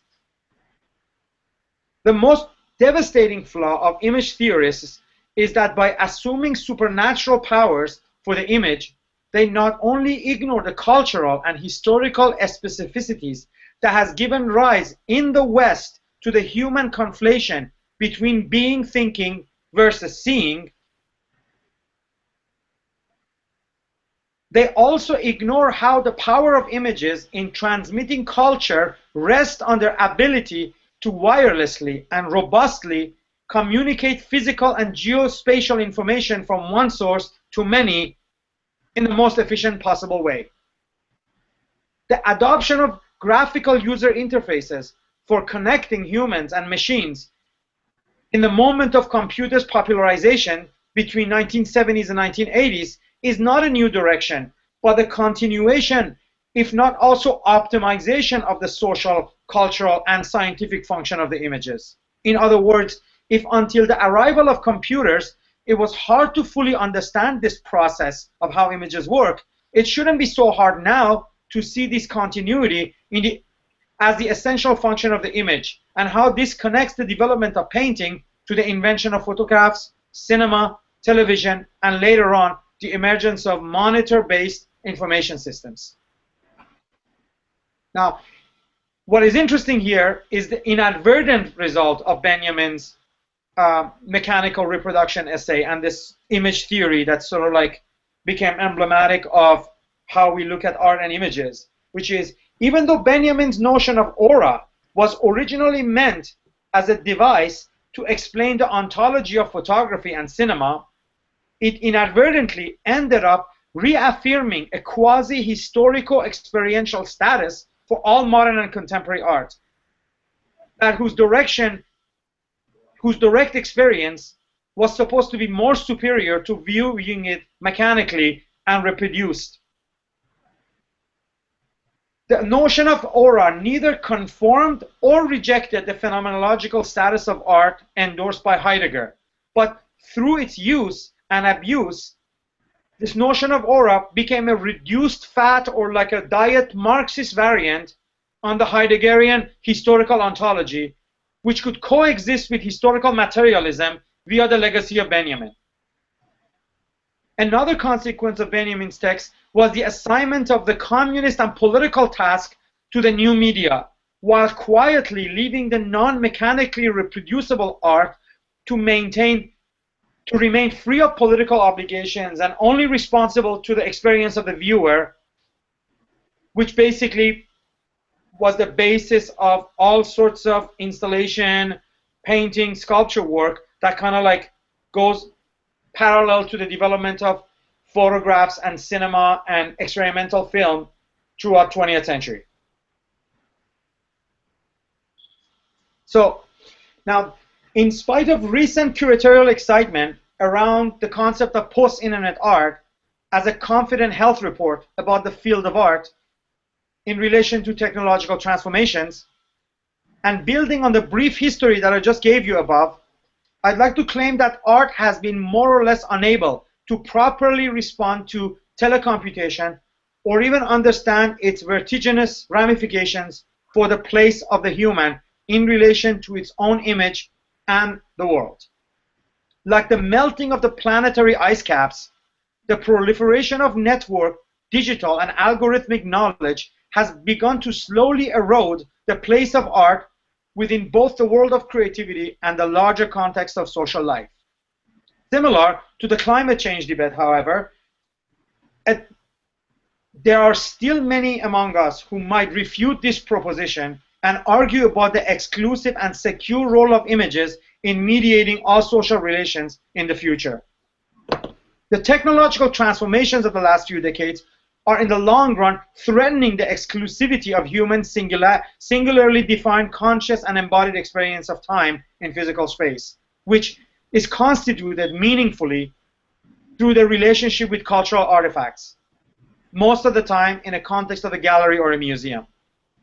What's agonizing for a large number of artists, critics, and curators today is how various human-centered or mediated epistemologies are gradually declining and giving way to a new paradigm in which not only images and art, but also the whole physical universe, can only be approached as cybernetically related and algorithmically relevant fragments of computational information.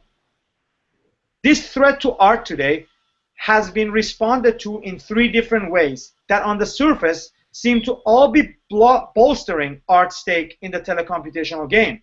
But these changes might also be considered as the kisses of death on the chronically ill and dying face of contemporary art. These 3 responses are: 1, an increase in the level of creative output through digital and network social media, and the democratization of the means of production and distribution of creativity. More humans are using the very tools that are undermining their classic sense of existence to objectify their subjective experiences and embody them in the material world, in the digital form.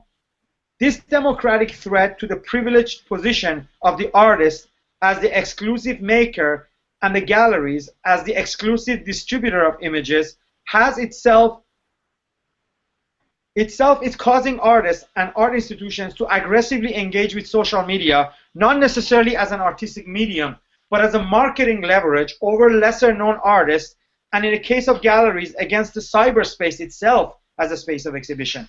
In other words, artists and institutions use social media and the digital avatars aggressively for self-promotion and a daily production of their selfhood as a physical space or a real physical being in the public space, which is mostly digital these days. So I hope it makes sense. What I'm saying is that as these democratic means of production of creativity is spreading horizontally in the society, artists and museums are jumping on a bandwagon as a way to remind you that the serious artist is still #1 and more important, and the real physical space and the real physical gallery is still more important than the internet itself, by constantly producing propaganda about their own significance and feeding it into the system to remind you that you're still just an atom, you're not that important, compared to like the feed of MoMA with 1 million or 3 million followers, or like the feed of this other artist who gets all the likes and all that, right?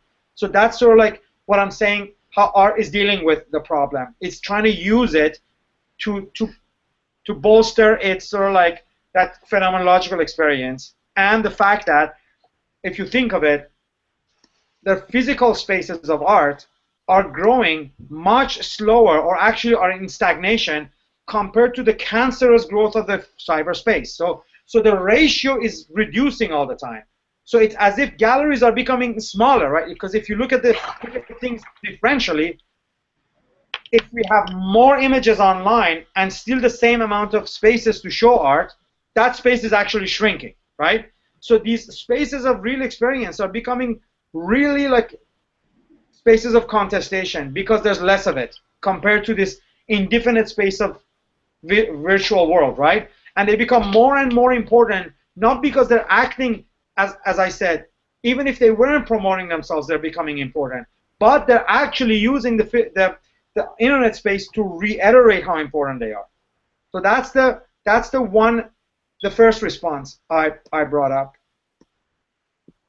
The second one is an increase in gallery and museum attendance and general interest in contemporary art is, I think, a byproduct of telecomputation. In the world's metropoles, the classic Philistine, uninterested in art, is an endangered species. Among the younger generation, there are hardly anyone left who takes pride in not appreciating art. Even the typical millennial cyber cattle of today, with no art or humanities education, who text and Snapchat 24/7, at least unconsciously feels that to be real, one has to personally come in contact with the ultimate real in the ultimate space of meaningful reality, which is the white cube or the museum. C. So the second one is pretty clear, right? I think that the rising general interest in art has to do with people wanting to get away from computers, to go somewhere where things are not digital. Or if it is digital, or like a video, it's propped up in a large screen, far larger and more real than what their own little $300 thing can offer them, right? So You can watch that video on YouTube, but you better go to MoMA and watch it like 6 foot tall, right? Because it's real. So this is sort of like the increase in the number of people who are interested to go to the opening and interested in art, even though their understanding of it is superficial. On one level, it's kind of meaningful to them because it is an alternative to this supposedly non-real world of digitality. And the third response is the 2-for-1 love of art by the rich and powerful, both on the side of private sector and the state, has caused contemporary art to not only become a kind of speculative investment, but the acts of collecting and funding art can be anthropologically related to the desire of power to celebrate the most unique products of the most unique kind of real physical human labor with a real high price. And you can see that in the kind of money both galleries but also public institutions are throwing at art. Because art is sort of like one of those places in which, unlike photography, where you just click and the picture is made, somebody actually has to spend time to make a piece of art. And you hear it many, many times over because of the almost like light speed production of culture these days through computers. The work of art that actually takes time is sort of privileged, as sort of like a special category that's worth millions of dollars, one of a kind. It's irreproducible online, so people throw money at it. So these are the three responses that I think highlights the kind of ways that the art world or the society has responded to computers and what I call telecomputation in relation to art. There might be more, and one of the things I would like to do is to like investigate in my own research while I'm teaching this seminar as to what else are the consequences of it, because that's the only way to sort of like think of ways to arrive at a desired future for arts. Now, maybe we should stop here again and sort of like discuss a little bit these three options and all the other stuff that went in between, if you guys want, because I don't want to like become like a monotone, and I really want to hear what you guys have to say about my propositions here. Damon, are you around? First up, am I? Yes, we can hear you. Okay, you can hear me. Yeah.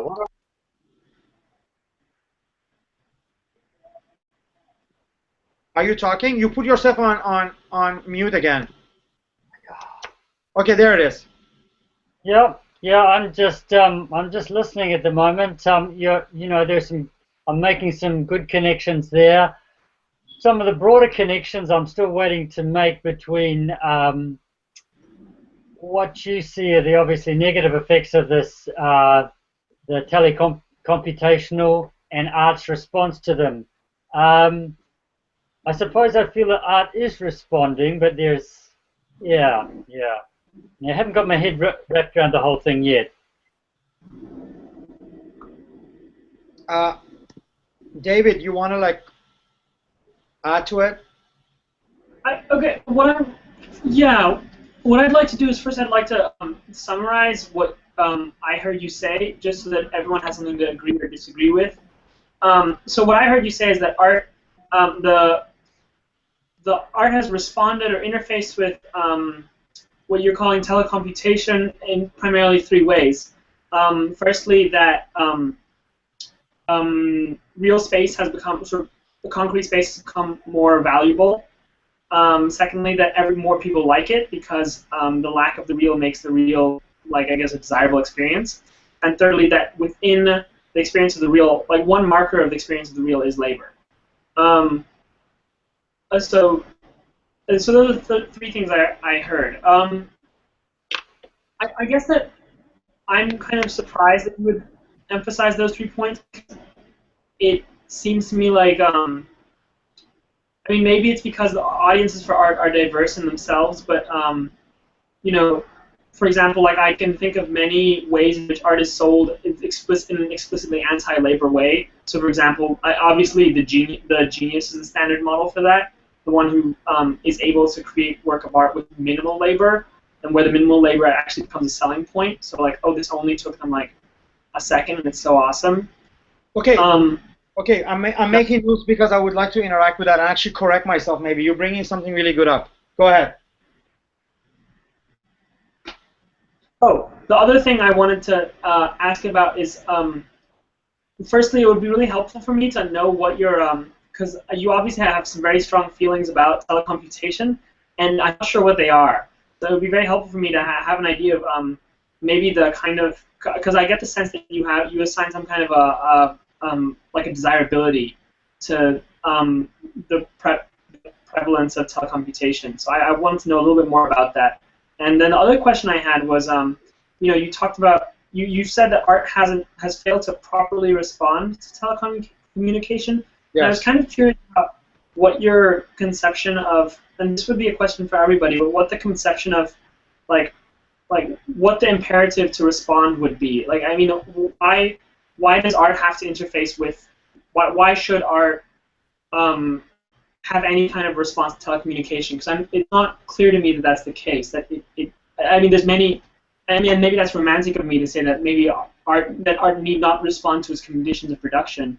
But why? What is the? Is it a moral imperative to be self-reflective? Is it? Yeah, that's something I was kind of curious about too. Like, I mean, you said properly respond. Like, under what notion of propriety? Very good questions. But let's like add to it maybe, because I can engage you, and then I don't want to take up time, but I want to get everyone's responses, and then maybe I can wrap it all up. Jennifer, do you want to like take over? No, I'll pass. I'm still thinking about a few things. Well, you can always change your mind and join us at the very end. Okay. So, I'm going to ask you one more time. Okay, thanks. Who else wants to go next? What about you, Frederick?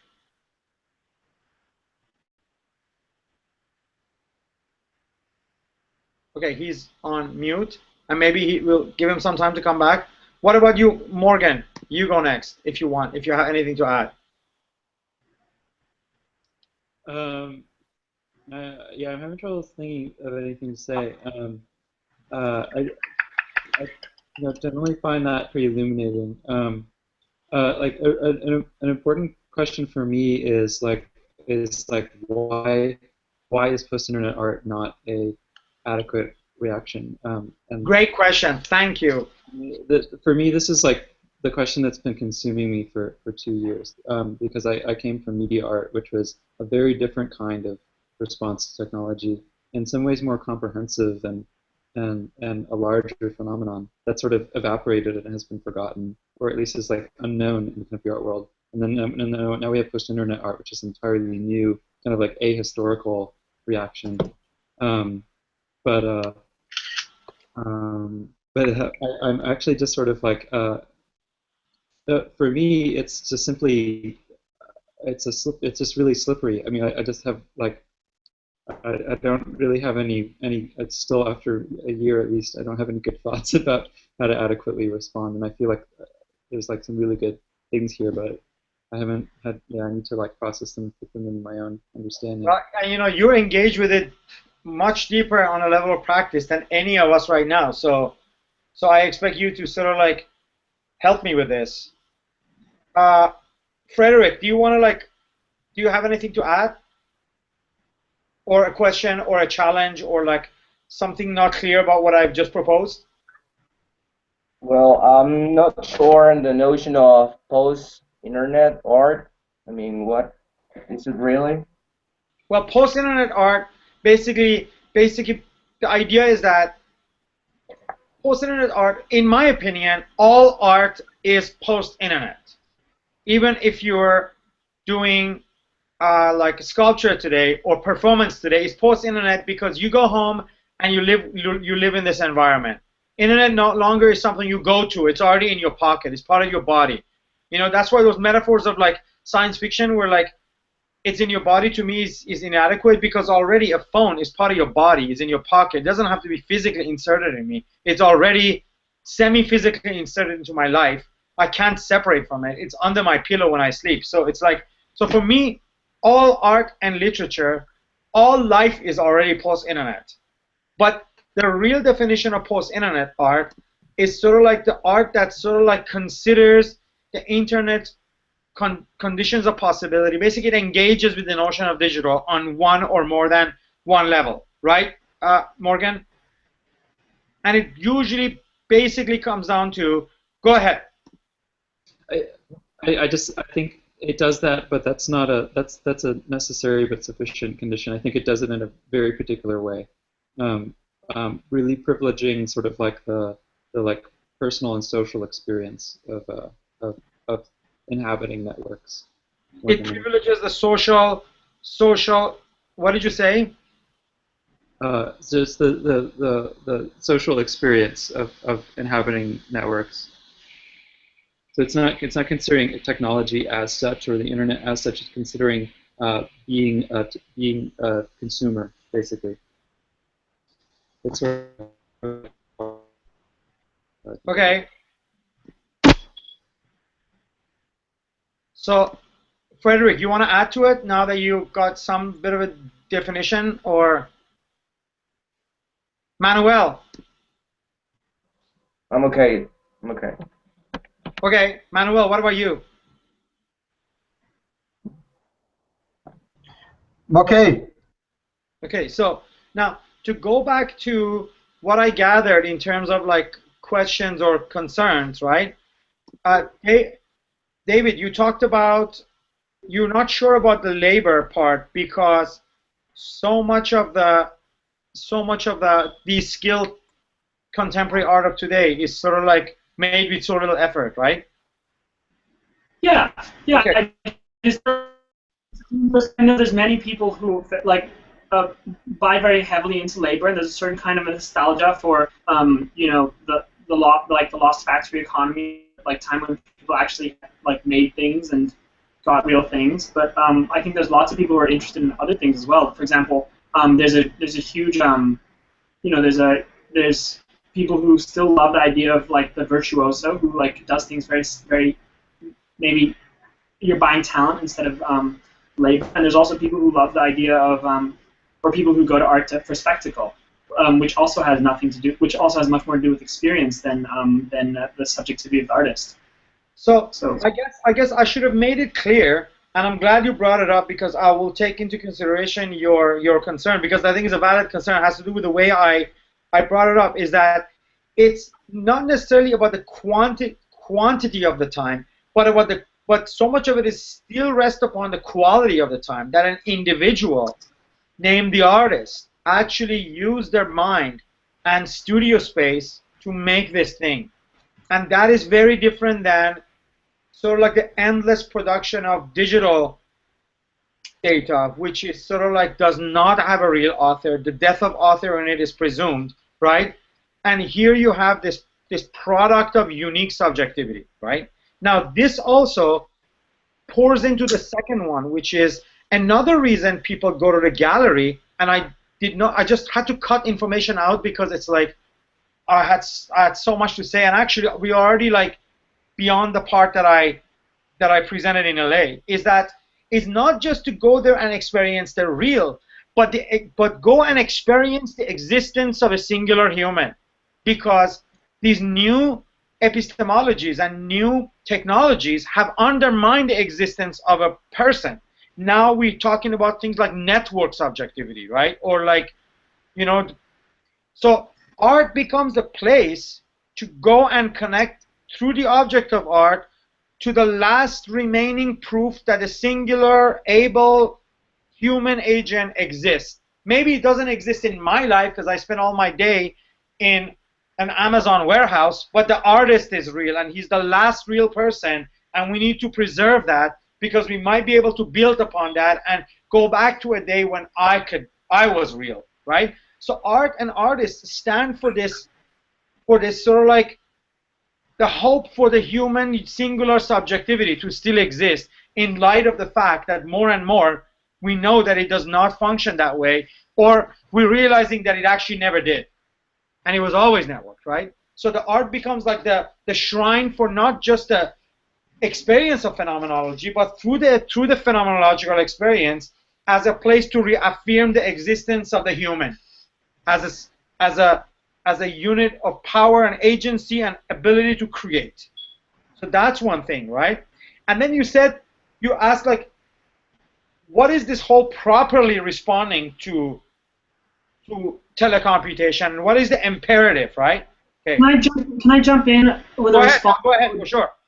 This would build on that question a little bit more. You said just now that people go to galleries maybe to experience a person, to try to believe in like a certain kind of old-fashioned humanism.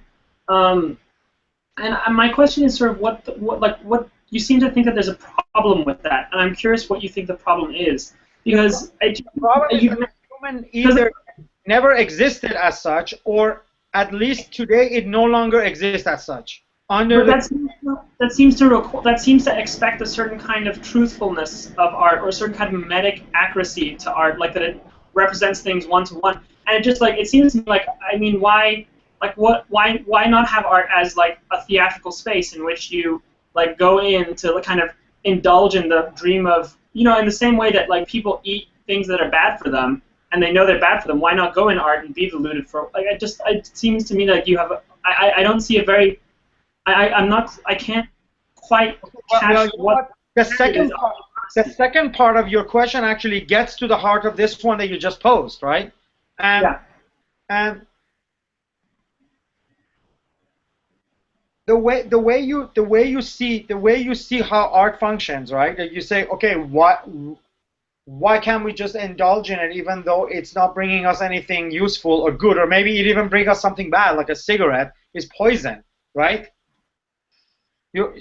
That was sort of like part of the argument. No, basically your question was, what is the imperative of art to respond to technology, right? And I tell you, the imperative is, if you reduce art to yet another human activity, just like eating or smoking a cigarette or something fun or some kind of like habit, a collective habit of us that would sort of like, that to me, it's true that it integrates art into life, right?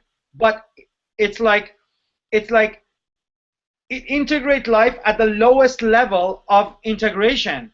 For me, an art that's relevant, right, is integrated into life at a much higher level of integration, rather than at the level of something that I just do, or like some poisonous activity that's fun.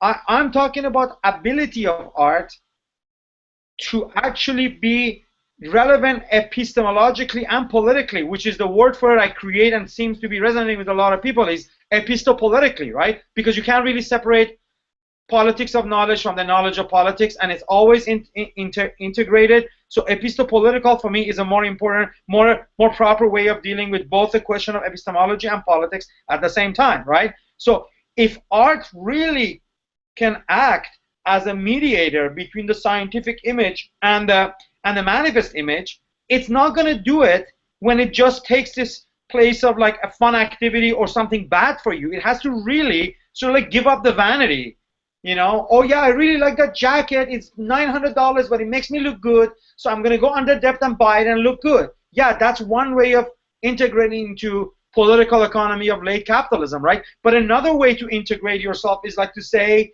I'm going to go become a lawyer and actually change the laws that governs some aspect of how capitalism functions, right?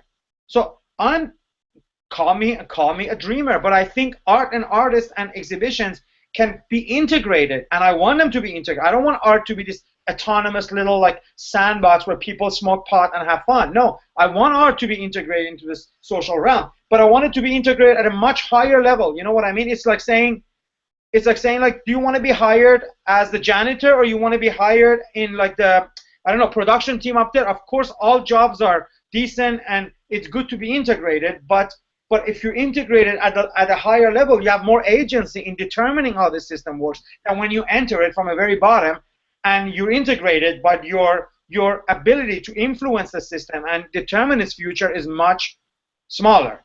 So that's the whole thing. And I expect, for me personally, I expect art to really be either the deep science of the superficiality, or alongside philosophy, help to deal with the sort of like the questions of how abstraction can be utilized.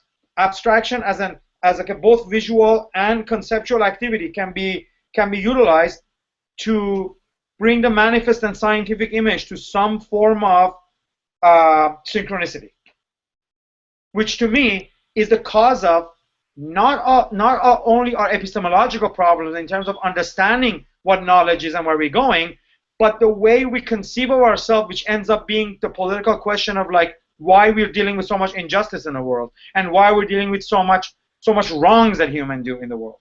So this is sort of like why I think it's an important question. And I think as we're moving forward, technology is becoming more and more central and important, both because of its interface, but also because of the sort of like algorithm and the way it's conceived of in terms of the emerging artificial intelligence, emerging sort of like political system dependent on computers and technology. And I think artists have a very central role to play in all this. And only if they take themselves more seriously than just going to collectors' parties and drink really expensive alcohol, they can have a role in that. So, and now there was also the question of what is my beef with post-internet art, is that two things. Post-internet art basically is too much invested in image theories of the digital. So like take Hitoshitaro, for instance, and so like all sorts of variations of like image theories around that says, oh my God, digital images, the poor image is important too. Let's talk about poor images. Let's talk about pixels. And again, we're dealing with only the interface, the surface, the manifest part of a much larger mathematical, logical entity called software, and called the hardware, and called even larger mechanism behind it that animates this surface, right? So post-internet art is basically stuck in the surface. Second thing is that thing you mentioned, and I'm just going to grab it out of your words and say it's stuck in the same correlational problem that the original art has. And all it does, it says, oh, you know that phenomenological experience you have in a gallery? You can have it with a screen because you can invent your subjectivity through this. Now, the only thing it does that sort of like moves it one step forward is that it acknowledges that it's based on a larger intersubjective idea of phenomenology rather than like a one person, because we know social media or internet is constantly being used by more than people. So in that respect, it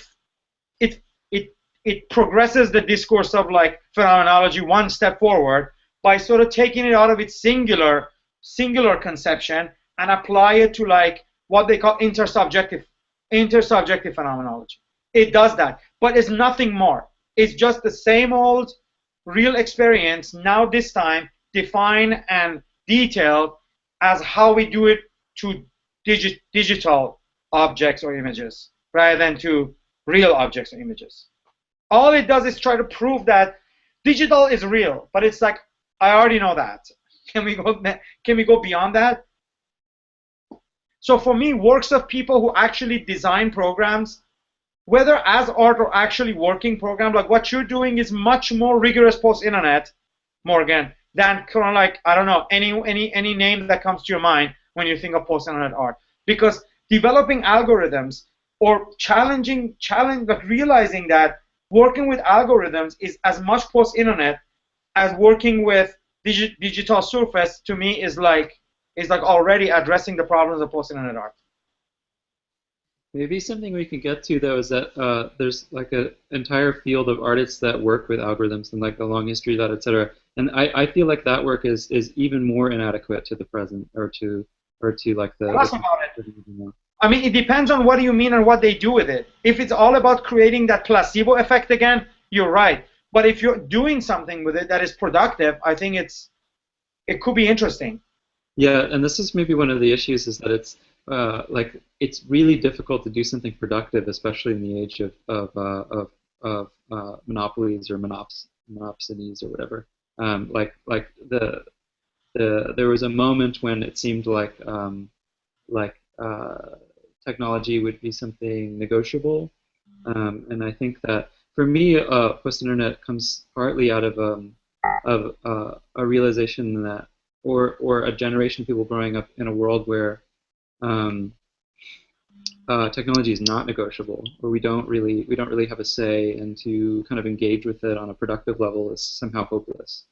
So like I don't really, still thinking about that and like where that goes. But to me, like I come at it from these two angles. There's one, there's sort of like this attempt to make a proposal or do something productive, or to critique in a real way, and then also this notion that we're sort of like we're stuck in this, but we can still be subjects. And there's got to be something else, That seems like I feel like we're at this moment of like two dead ends.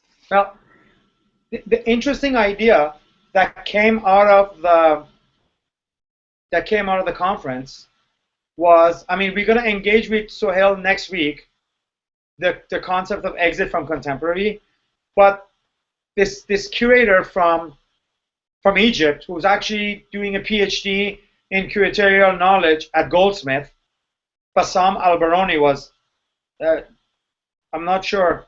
Jennifer, do you know him? He's not. His name is Bassam Al-Baroni, yeah, for sure. Goldsmith. Yeah. No, but Jennifer goes to Goldsmith, but Bassam doesn't go physically to Goldsmith because he does all his research work in Egypt, but he's a PhD student in curatorial program. Yes. So Bassam was talking about how, and this is sort of part of like what I was working on, but he's giving it a name, and I'm not sure if the name is proper or not, but we're both talking about the same kind of thing, which is sort of like the modernist art. The modernist art was based on sort of like arriving at the universal from the particular individual. So you have the individual artist with his individual experiences, right? Creating art that somehow, once externalized, addresses the question of universality and becomes universal. So the individual as the source of the universal, right? And this sort of model of like conception of what art is became what we call fine art or beaux-arts, and that's like what began in France as separate from academy and separate from like salon, right? And then kind of like became prevalent and became the dominant mode of production with the abstract artists. And then that's actually the mode that sort of like contemporary art kind of rejected and replaced. And both for me and for him, even though he calls it archival, and I just call it like demi-cybernetic, because to me it's sort of like what I was talking about earlier, that like they take a little bit of cybernetic idea and they don't really develop it, they just use it. It's like basically universal came from the extensity of the archive. So what artists had to do was not to sort of like be the source of the universal, but gather examples, enough examples, in a form of an archive, and then become the messenger. So the universality comes from the multiplicity, and comes from the chaos, and comes from the fractalness of the archive. The artist is just the bearer, or the transfer guy, or the interface of the archive.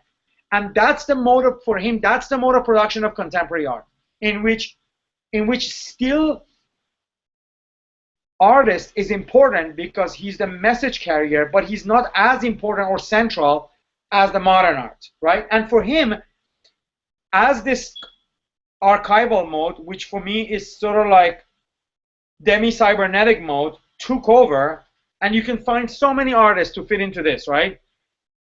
With like the group material in England, and later on with like institutional critique, postmodern art, conceptual art, post-conceptual art.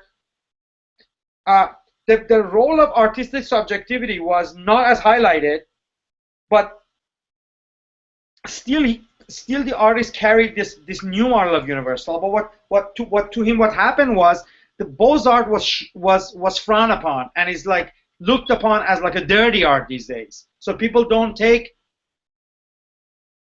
the word fine art is like a joke. If somebody says fine art, you laugh. But he was predicting that the same thing's gonna happen to sort of conceptual art or like the contemporary, what we call contemporary art today. Within a decade or two, as this mode of production becomes more and more global and more younger artists abandon the concept of Beaux-Arts or fine art and move on to this new mode of thinking and production, which is along the line of, you know, controlled society. There's so many texts there that talks about this shift that we can refer to, right? This whole idea kind of becomes dirty, and there will be a need for a new kind of art. So no longer, you know what I mean, that integration, David, that we were talking about, it could be even possible, or what they, or like Paul Chan was talking about in the essay that you posted to the internet today, Morgan. It won't even be possible to do that type of, oh, you know what I mean, this is just another part of life, here it is, I put together some form of like a selection of images or selection of things and give it to you.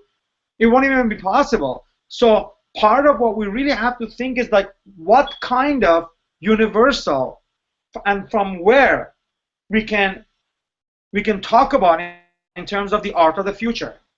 So really that is the real question, is the future. And he was thinking that this contemporary art is on its way out, and we better be thinking about what are we going to be doing to replace it with.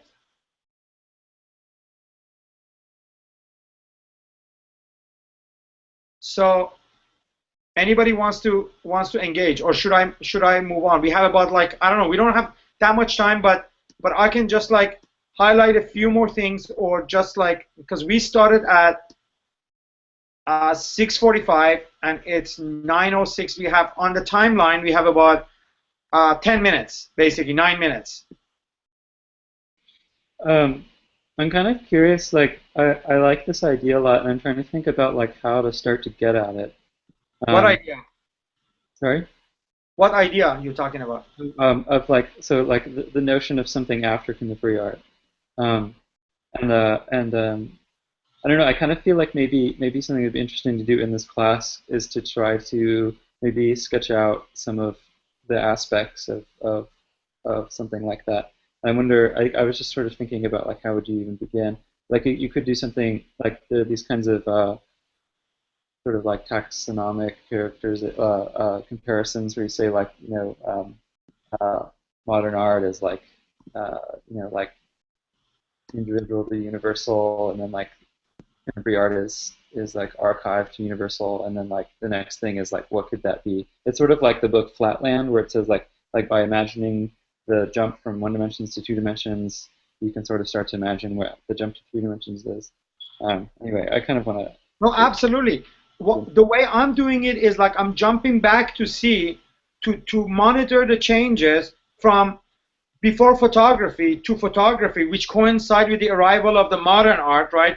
From pre-modern, right? To see if there's anything there to look forward to what's going to happen in the future, right? To look at that, right? Somebody like Sohail and Peter Osborne, they're perfect because they're totally like looking at inadequacies of contemporary art to think of like what might possibly be constructed as a new model of artistic production beyond contemporary. So, yes. And I would definitely, and you know what I mean, this is what I told Jason from the very get-go when we started to think about having an art program at the New Center, or prior to that at GCAS.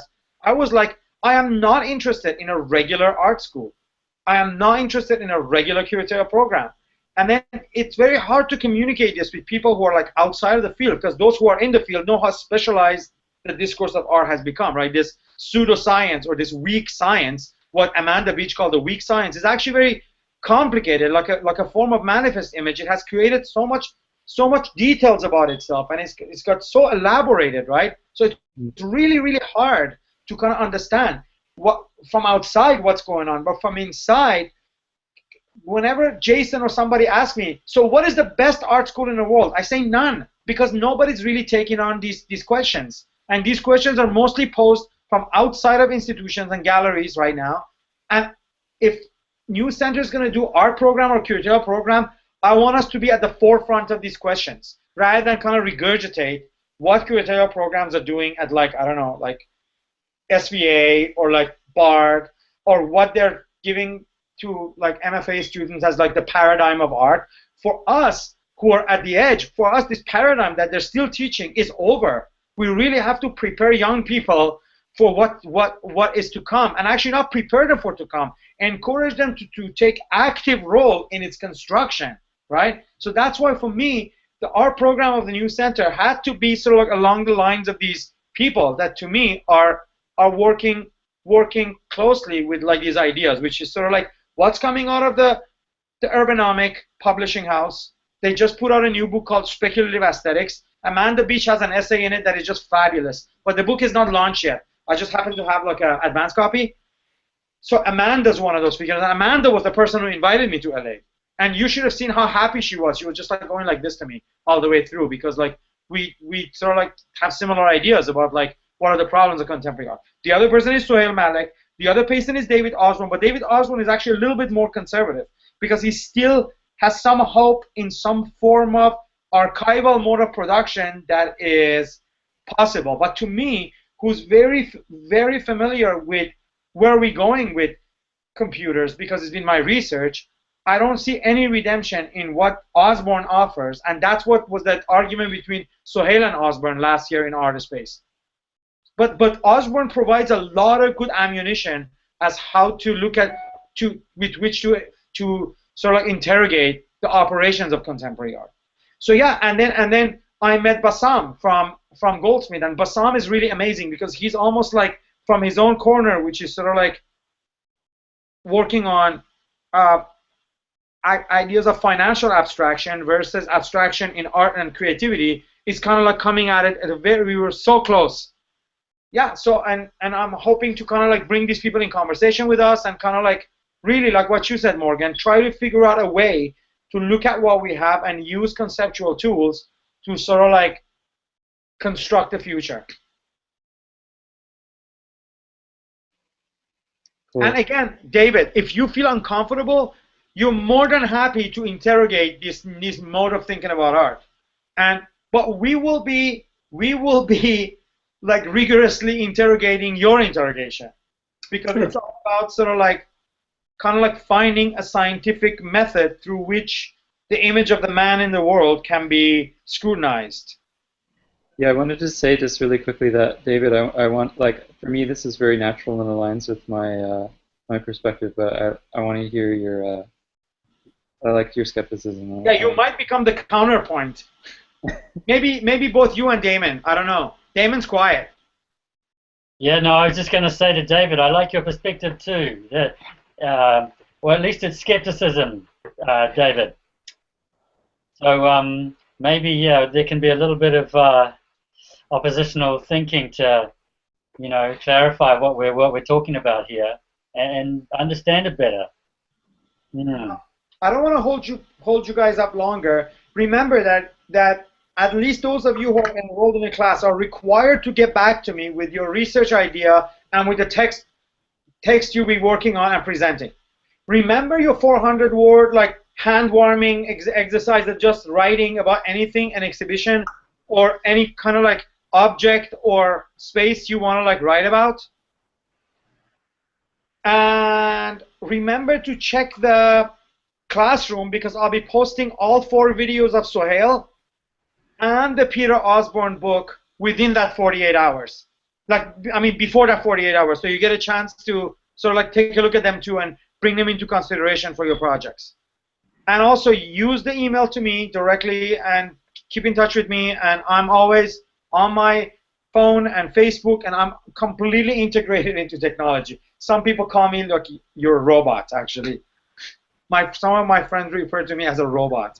But I'm always there. So, and those of you who are not on Facebook, if you want, you can add me and other New Center people on Facebook. I'm going to just put my facebook.com/my last name. That's my Facebook. Feel free to add me if you aren't already my friend. And yeah, and let's use the classroom as a place to not let the conversation die over a week, because we're going to be meeting next week at 6:30 again, right? So keep the conversation alive. Just a question: when would you like us to? When would you prefer that we have our sort of 400-word things up by? What do you think? I want it to be uploaded into the assignments folder no later than 6:30 next week. So I will see your first one next week, and I would like read and respond right away and give it back to you. Okay, great. Thanks. Really short, stick to one idea. It's like these 400-word things are kind of like becoming important because they're kind of like their relation to long essay is like the relationship of a tweet or a status update to a paragraph of text, right? So you're basically trying to condense and compress into 400 words one cool sort of like observation or whatever you want to call it. But they're kind of like a compressed like 1,000, 2,500 word essay compressed into a thing. And feel free to just like free-form write it. Write it like you write a blog. Basically, it's a blog post. So it doesn't have to be like perfect or, you know what I mean, grammatically, you know, to a standard of, doesn't have to have like footnotes. Especially, this is what one of the things I was going to bring up. In the curatorial writing, there's already two kinds of writing. One which they call sort of like casual writing, of the like a essayist casual writing, which is more anecdotal and fun, and it's not there to prove a point or rigorously examine something, and a lot of people operate in that mode. And then there's the rigorous curatorial writing, which sort of like is standard academic with footnotes and quoting others, and you're really building knowledge, right? So I'm hoping that the 400 words will be on the first one, sort of like fun and casual and experimental. And then the 500 word thing would be more on the side of like a serious essay where you're like doing something. Anyways, it's a great group, and I hope that we'll get somewhere. And we have plans to like, hopefully, if we end up, because one of the things we decided in in the news center was like not to talk about things that have not already happened as realities, but we are in the process of hopefully organizing a summer school and spaces in which the second semester people will have actual exhibitions and a whole slew of activities in the summer in Michigan, either in Ann Arbor or Detroit. We're not sure yet, that's why we're not putting the word out, but the second part of this course can culminate into exhibitions, real exhibitions in our summer school program. And the text will be published at the end of a summer school. We're going to have volumes of stuff published with the material by us and by the students. Already lots of stuff is being gathered from other courses. So it will be amazing to sort of like us to also produce stuff for real publication. Anyways, so if we're done, maybe we can say goodbye, right? Are we ready to go? Yeah. Yes? Thanks again for participation. I really hope you participate more next time. I was just setting up the framework this time, and next time there will be more room for your participation, and I expect you to participate. So I'll make a group email to keep the list of text and stuff figured out quickly. So then we have presenters next week, okay? Okay, yeah, great. Thanks very much. Okay, thank you, everyone. Bye. Okay, goodbye. I'm gonna save the text on the side in the classroom too. So then, if you want to like remember some of it, you can. Bye bye. Great. Okay. Cool. Thanks all. Ciao. You're welcome. Bye.